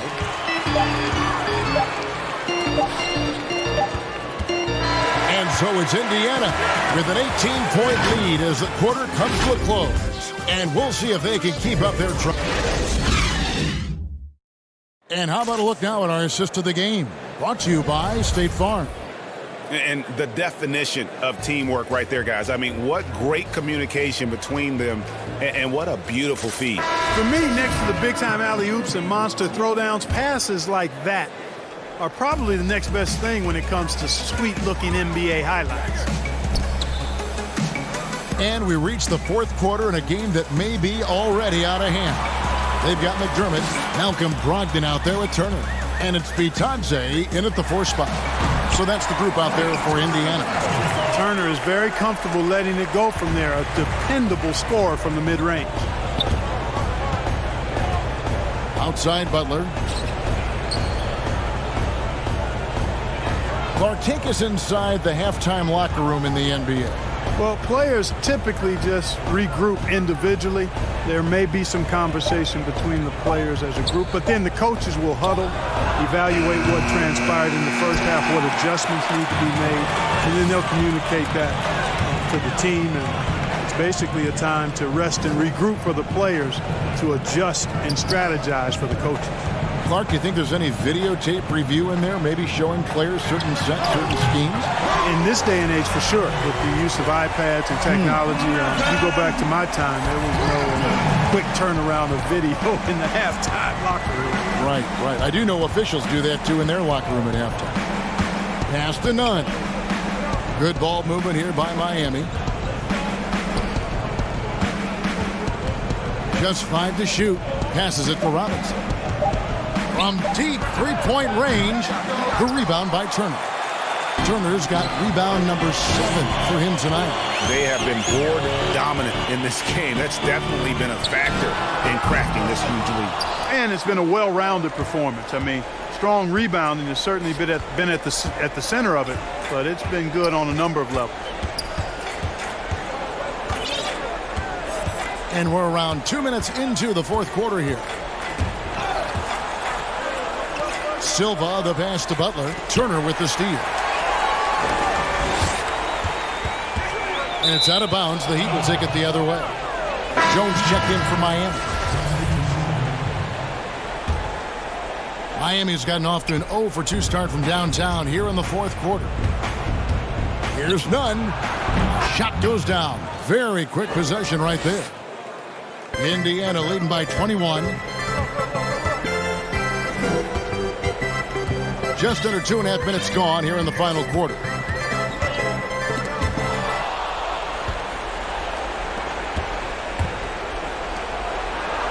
Stolen by Robinson to the paint.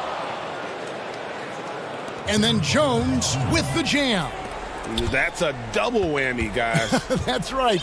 A great defensive play, then the emphatic stuff.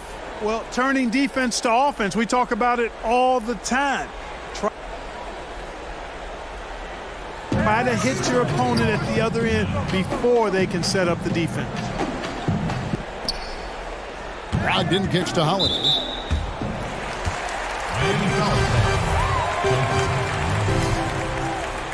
That's his 2nd personal.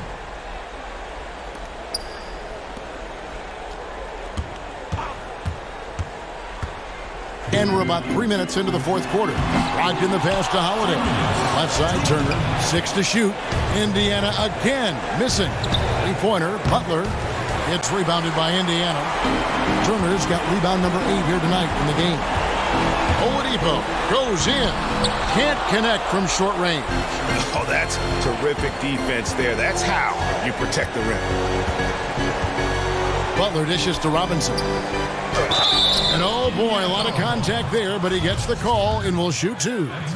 And an important part of every team's game. We'll look at the hustle stats for the Pacers. Defensively, they played with a lot of energy, and the steals we've seen are a result of that aggressiveness. They've repeatedly gotten out on the break tonight as well and scored a lot of baskets in transition. So Indiana ends up with a new group on the floor. McConnell passes to Bitadze.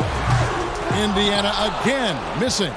The Heat trail by 17. And tonight's battle is going to end with a very clear winner, leaving nothing to chance. Impressive win for Indiana.